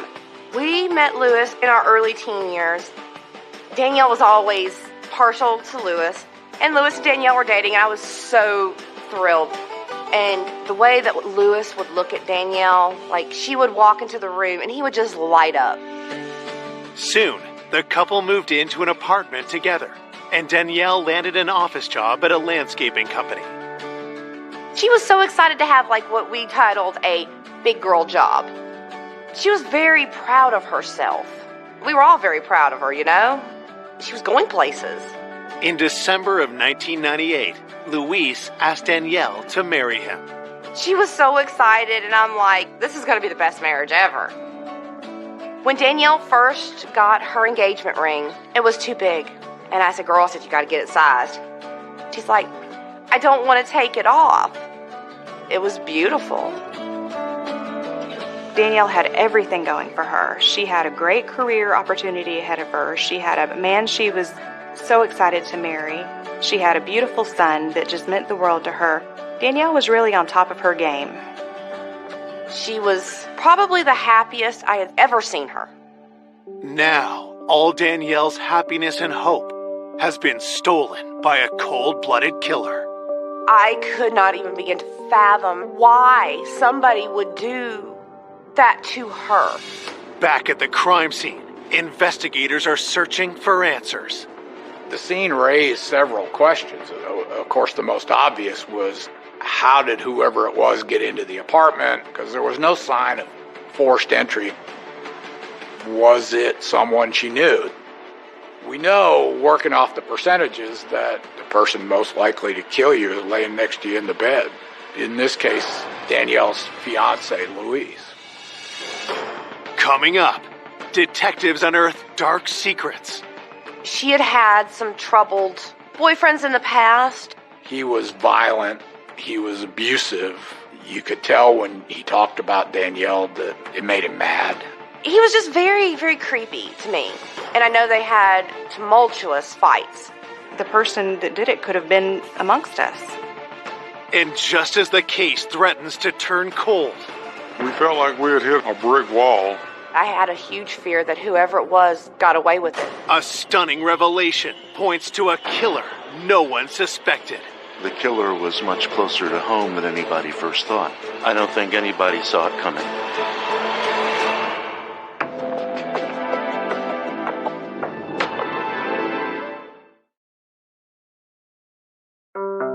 Police investigating the murder of 20-year-old mother Danielle Jennings have their first suspect, her fiancé, 25-year-old Luis Payano. Even though he's her fiancé, everybody remains a suspect until such time that we solve the crime. Investigators question the distraught young man.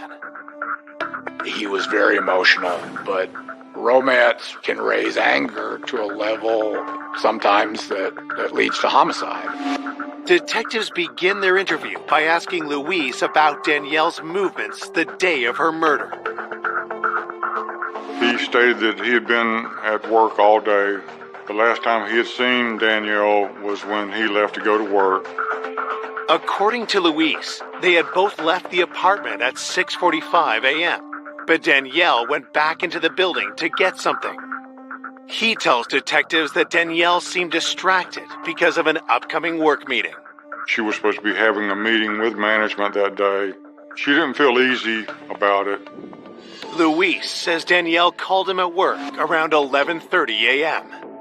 She wanted to see if Luis would have lunch with her, but he was tied up at work and he couldn't break free. They didn't have lunch, and later in the afternoon, he couldn't reach her. He called her at work, and then they told him that she had gone home at lunchtime, but she didn't come back from lunch after a couple of hours.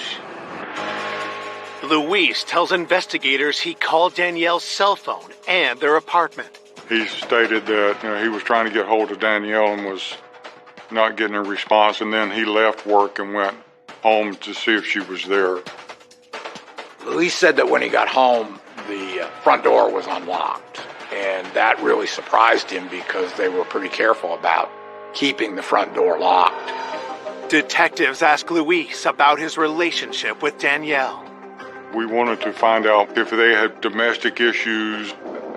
He said that it was a very good relationship and they were very much in love with each other. To verify his story, detectives call Luis's work and Danielle's loved ones. Her family and friends stated that they were just a young couple that was very much in love and looking forward to getting married and spending their life together. She had had some troubled boyfriends in the past. But Lewis was on the up and up. I mean, he was setting up a financially stable life for him and Danielle and Tristan, and she loved him so much. Danielle's friends are adamant that Luis would never harm her, and his alibi seems solid. We were able to confirm that he had been at work all day through statements of his coworkers. As a result, he was eliminated as a suspect. Now you're on the hunt for other suspects. With Luis in the clear, detectives ask him if he knew of anyone who may want to harm Danielle. He brought up the name of Jeff, a co-worker of Danielle. She had filed a sexual harassment complaint against him at work. That piqued our interest a little bit. We immediately went to Danielle's place of work, and we met with her supervisor and discussed what was going on. Danielle's supervisor tells detectives about the young mother's harassment complaint against her coworker. He was a middle-aged man. He worked at the same landscape company. He had a different job. He was in management. Danielle told her manager and supervisor he had been hanging around her desk and he had made some comments that really kind of creeped her out and acting inappropriately at work. There was a big age difference between Danielle and Jeff. He was 40, she was 20. He had asked her out for lunch, and she told him that she had a fiance that she loved, and he had made a comment to her that if he was 20 years younger, things would be a lot different. Danielle had briefly touched base with me about the situation that she was having at work. Dude was kind of crushing on her, and she was trying to get that, under control. But I said, just don't let it get out of hand. She filed the complaint. I kind of admired her grit. She wasn't going to take it. The company was very responsive to her complaint. They took it seriously. They moved quickly. Detectives note the timing when told of the company's response. That day that Danielle was killed, she was supposed to be having a meeting with upper management about the sexual harassment charge. Once we realized that the meeting had taken place that day, that was something that was suspicious. Talking with the management, we found out Danielle was anxious and nervous about the meeting. She was a relatively new employee when she made the complaint. That was one of the reasons she was so nervous, because his career was in a certain amount of jeopardy. Coworkers state that after the meeting, Danielle went home for lunch, but never returned. She didn't come back, and we knew that was consistent with the time of death.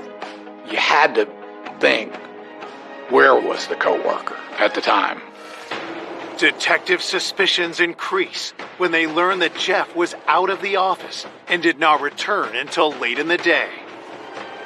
Was this too much of a coincidence? Could he have killed Danielle as revenge for her complaint? We definitely wanted to speak with him face to face.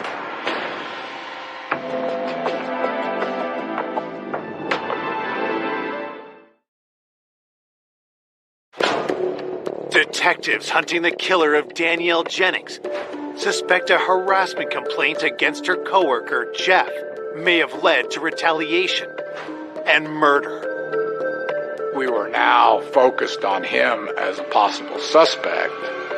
We had to consider the possibility that he followed her home and ambushed her and killed her. Investigators bring the 40-year-old in for an interview and ask about his interaction with 20-year-old Danielle. He admitted to asking her out for lunch, but he said other than that, he had not done anything.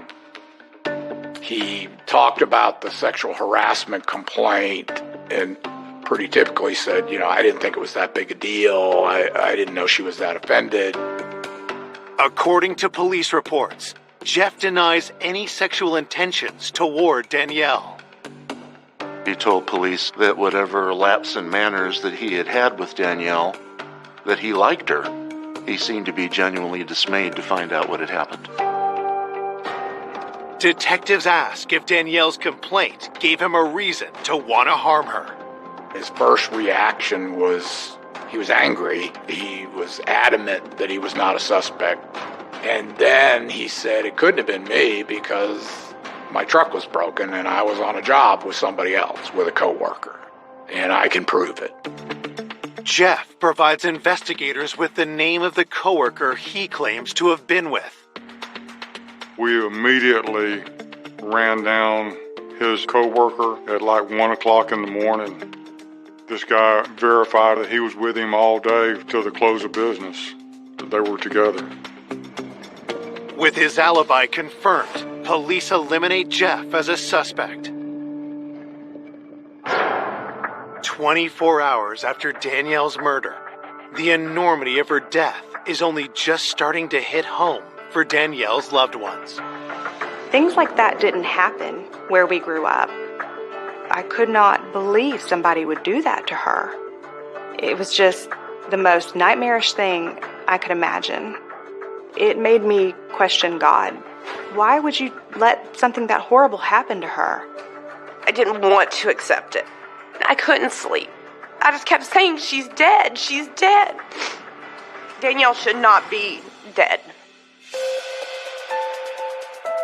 The following day, investigators receive the autopsy report and scour it for anything that might point to Danielle's killer.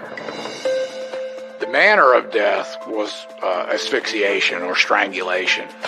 The medical examiner stated that she probably lost consciousness within about 15 to 20 seconds after the ligature was placed around her neck. It seemed clear that she had been surprised by her attacker, had no time to move, had no time to strike back. It's almost like it came out of nowhere. We knew from the positioning of the knot, someone had come up behind her with the nylon stocking, pulled it tight until she lost consciousness, and then tied it off to kill her. She had not been sexually assaulted. There weren't any other injuries. There weren't any defensive injuries. This case was a definite whodunit case. There was no evidence found at the scene that could help us. There was no forensic evidence whatsoever. No transfer of skin, no fingerprints, nothing a lab could look at. After striking out with the autopsy, investigators revisit the theory that the homicide was a robbery gone wrong. We don't live there, so we don't know what's supposed to be there and what's not. We asked the fiancé to go back through the apartment with us and tell us what he sees missing. The smallest detail sometimes helps point us into the direction of a suspect, but nothing was missing according to the fiancé. At that point, we had absolutely nothing to go on other than the stocking that she was strangled with. Detectives ask Luis if he recognizes the stocking. We wanted to know whether it came from her. It was a tan, knee-high women's stocking, and he said that she never wore anything like that, and we didn't find any in the apartment. Whoever did this brought that with them. The homicide was brutal, violent, and vicious. It lent itself to a personal motive. You would think that whoever did it had a score to settle. Louise told us she had had some tumultuous relationships in her past, so we pursued that angle. Investigators asked Danielle's friends about her previous relationships. When they first started questioning me, they were asking me a lot of questions about her boyfriends in the past, who I felt might have been able to do it. And then it clicked that, Eddie, he was a tow truck driver, and he was a big guy. And he was just very, very creepy to me. Her best friend told us about her ex-boyfriend. He was violent. He was abusive. She ended up having to get a restraining order on him. But with Eddie, no one ever really knew when he was going to pop up again. That was somebody we needed to look at.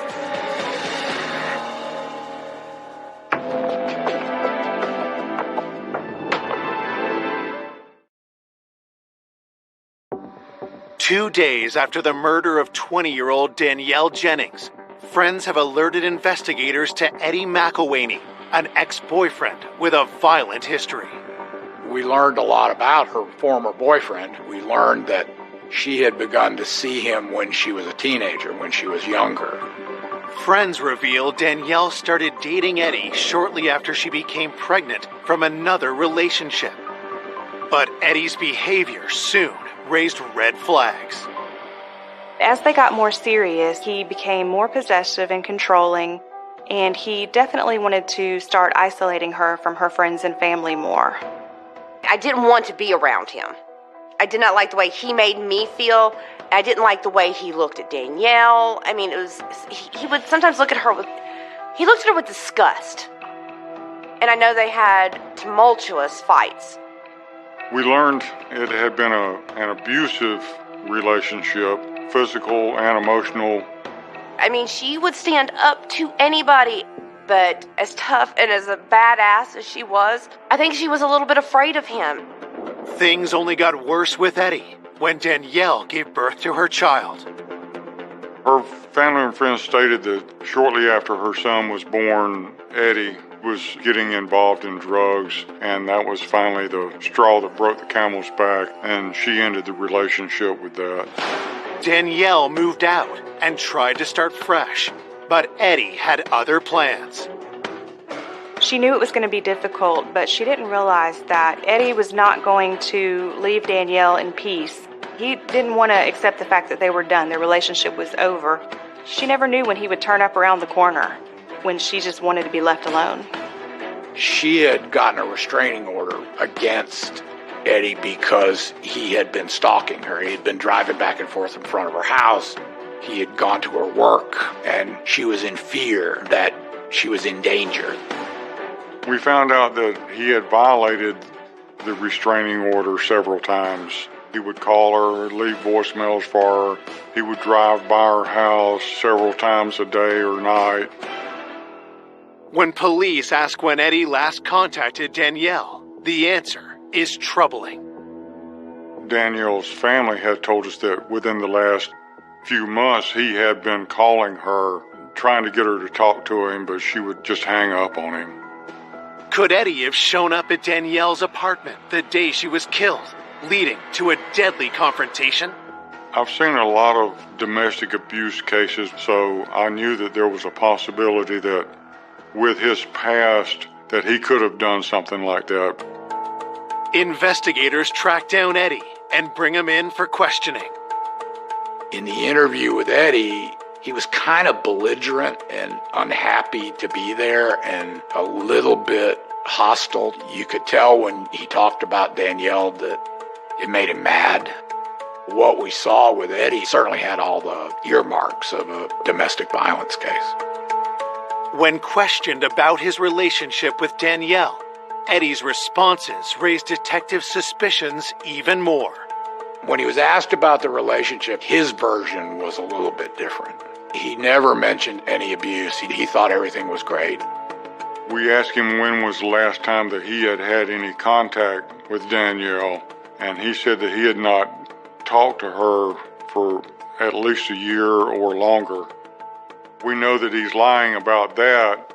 From speaking with Danielle's family and friends, we knew in the last several months he had been calling her. At that point, he's looking pretty good. So you have to determine where he was at the time of the crime. Eddie tells detectives that he was working many miles away from where Danielle was killed. He said that on his job as a tow truck driver that he had to go out of state. Investigators immediately look into Eddie's alibi. His boss verified that he was out of state and he was able to produce hotel receipts, gas receipts that showed that he was actually out of state at the time of the crime. Whenever he responded to a legitimate call, he had to log it, and his whereabouts could be verified throughout the day. That is a pretty tight alibi, so he was eliminated as a suspect. It's another dead end for detectives.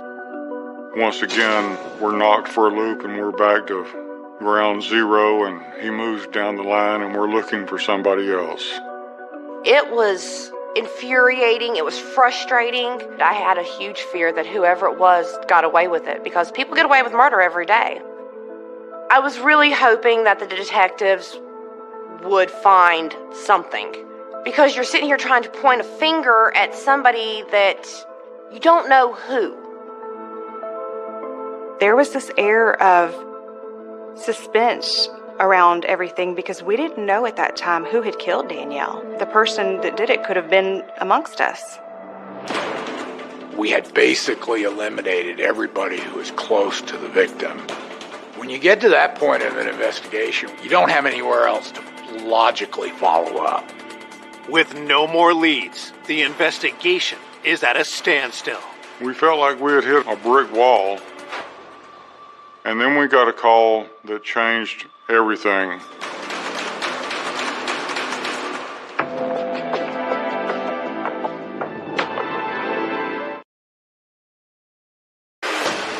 Three days after finding Danielle Jennings strangled in her apartment bedroom, police hunting her killer have just got a stunning new lead. We received a phone call from a Miss Kirk that resided at the apartment complex.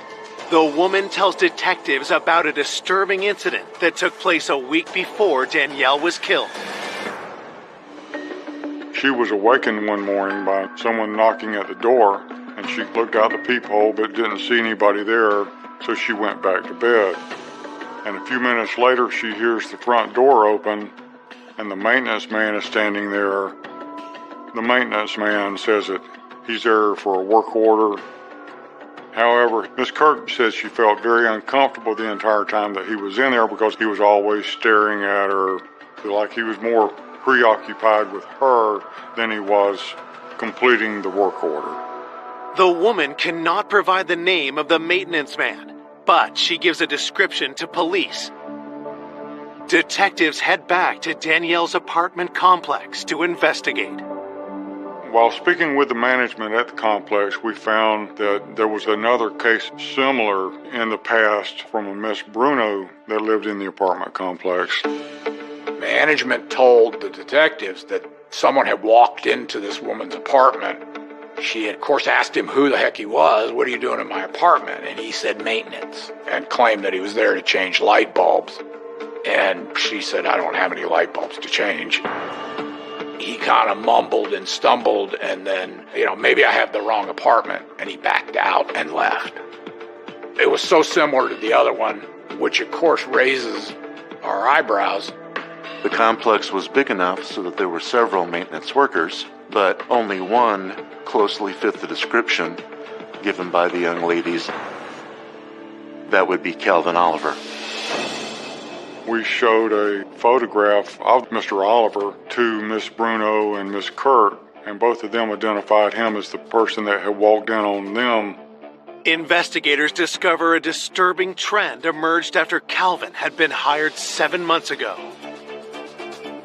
Come to find out, there had been several burglaries reported where items had been stolen out of apartments that had no forced entry. Could Calvin have been responsible for these thefts? We learned that he had an apartment in the complex. The fact that he lives there makes it so accessible that he could walk around, not be suspicious. We also learned that the custodians had access to the master keys of every apartment. He has complete access. Detectives search for any link between Danielle and Calvin. We found out that he had done a work order in her apartment a couple of weeks prior to the murder. That is somebody that you really want to look at. It went back to our original theory of if this was a burglary, then it had been interrupted. He could have known that Danielle Jennings was gone during the daytime, and he decided that day that he was going to enter that apartment. Investigators haul Calvin Oliver in for an interview, but make the call to slow play their suspicions. When Oliver was brought in for questioning, we didn't want to tip him off to anything about the homicide. So he was interviewed initially about the burglaries. He absolutely denied any of that. He said, I didn't steal anything, I didn't go into apartments. He denied any involvement in any burglaries. The 42-year-old tells detectives that his intrusion on the two women in the complex was a simple misunderstanding. Once we got around to interviewing him about the murder, the first question was, did you hear about this?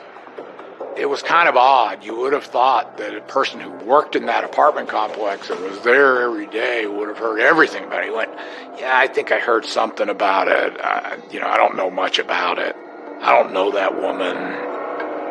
He insisted he knew nothing about, as he described her, that dead girl.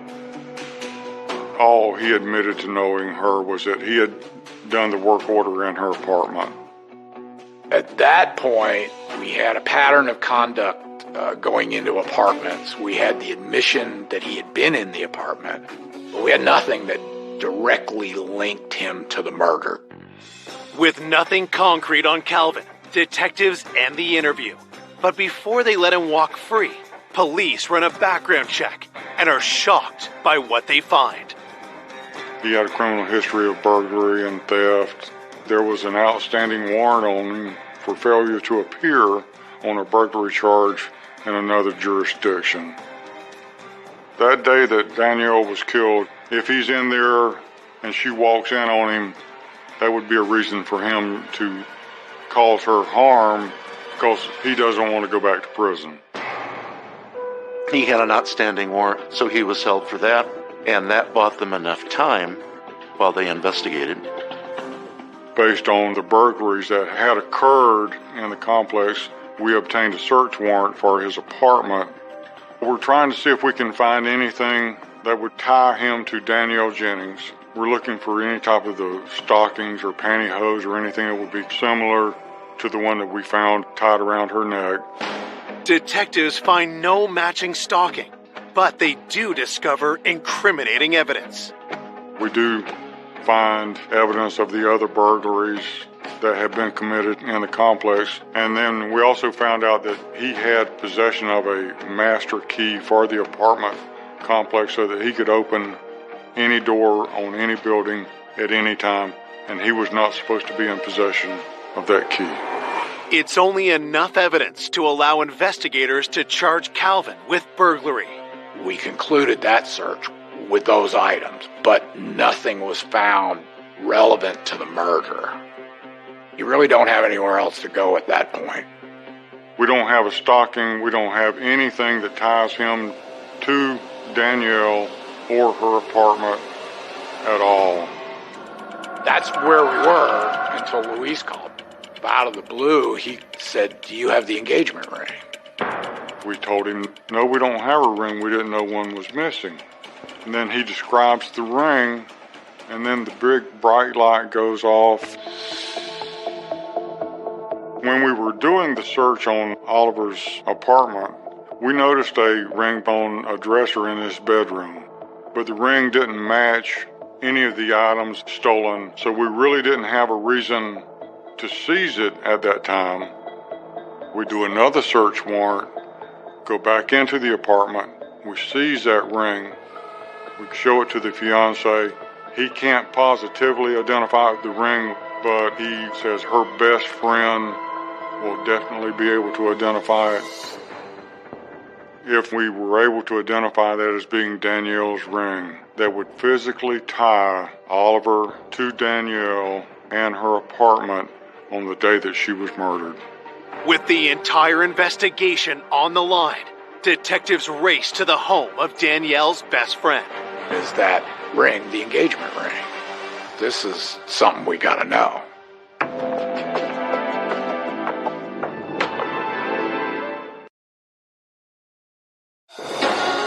Investigators believe the key to solving the murder of Danielle Jennings is her missing engagement ring. If we had that ring, then we had the killer. Detectives have seized a ring from suspect Calvin Oliver's apartment.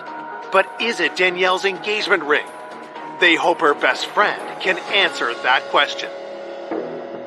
The detective and Lewis were there. And I said, well, what's going on? And the detective looked at me and he said, Leslie, he said, do you know what Danielle's engagement ring looked like? And I said, yes, sir, I do. The detective said, "Is there any defining characteristics to this ring?"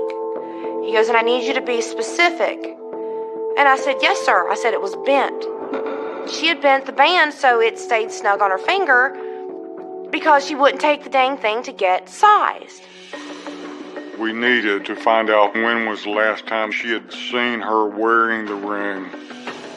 I said, "I saw Danielle the Sunday before she was killed, and she had her ring on Sunday night." And he takes the evidence bag out and he says, "Is this her ring?" And the minute I saw it, I knew it was hers.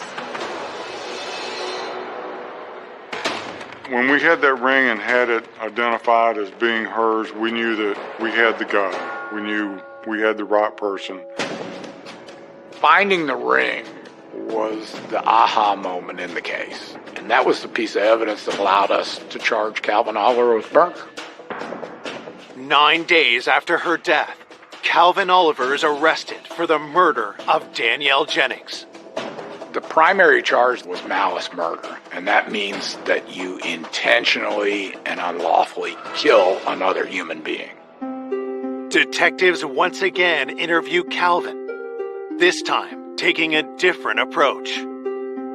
Once you have a suspect under arrest for the charge that you're interviewing him about, then the interview becomes very direct. He was given a chance again to tell the story where he denied any involvement in the murder, and then he was confronted with the evidence that we had.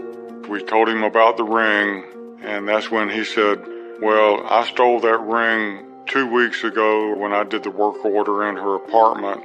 But see, we knew that was a lie because we had people that had seen her wearing the ring, so we knew that he was lying about that. Calvin refuses to answer any more questions. We told him that he was being charged with malice murder because you took the pantyhose with you into the apartment because you had intent to harm someone, and he said there was no intent there, which was a good comment to have in a statement. It's like he admitted to killing her without knowing that he had admitted to it. We were convinced 100% that we had our guy. This is the guy that was responsible for the death of Danielle Jennings, and that we were going to send him to prison for the rest of his life. News of an arrest in Danielle's murder brings relief to her loved ones and surprise. When they finally discovered who it was, the maintenance man in her apartment building, it was just surreal. I don't think anybody saw it coming. The killer was much closer to home than anybody first thought. When I saw his picture, I threw up, knowing that that was the man that strangled my best friend for no reason. At trial, prosecutors present how they believe the crime unfolded. The day Danielle was killed, Mr. Oliver had already let himself in, hoping for financial gain. After the HR meeting about her coworker, Danielle went home for lunch by herself. Once she opened the door and stepped in, he knew she was there, and he knew she could not exit again. He was not going to get caught. He ambushed her from behind with the stocking. He came over her head. He pulled it tight, pushed her down onto the bed until she lost consciousness, and then he tied the ligature off, and there was no way for her to escape. There was no heat of the moment. There was no emotion. He killed Danielle because it made his life easier. The jury hears about the prosecution's most damning evidence, Danielle's stolen engagement ring. I had to be the one to testify about the ring because I identified the ring.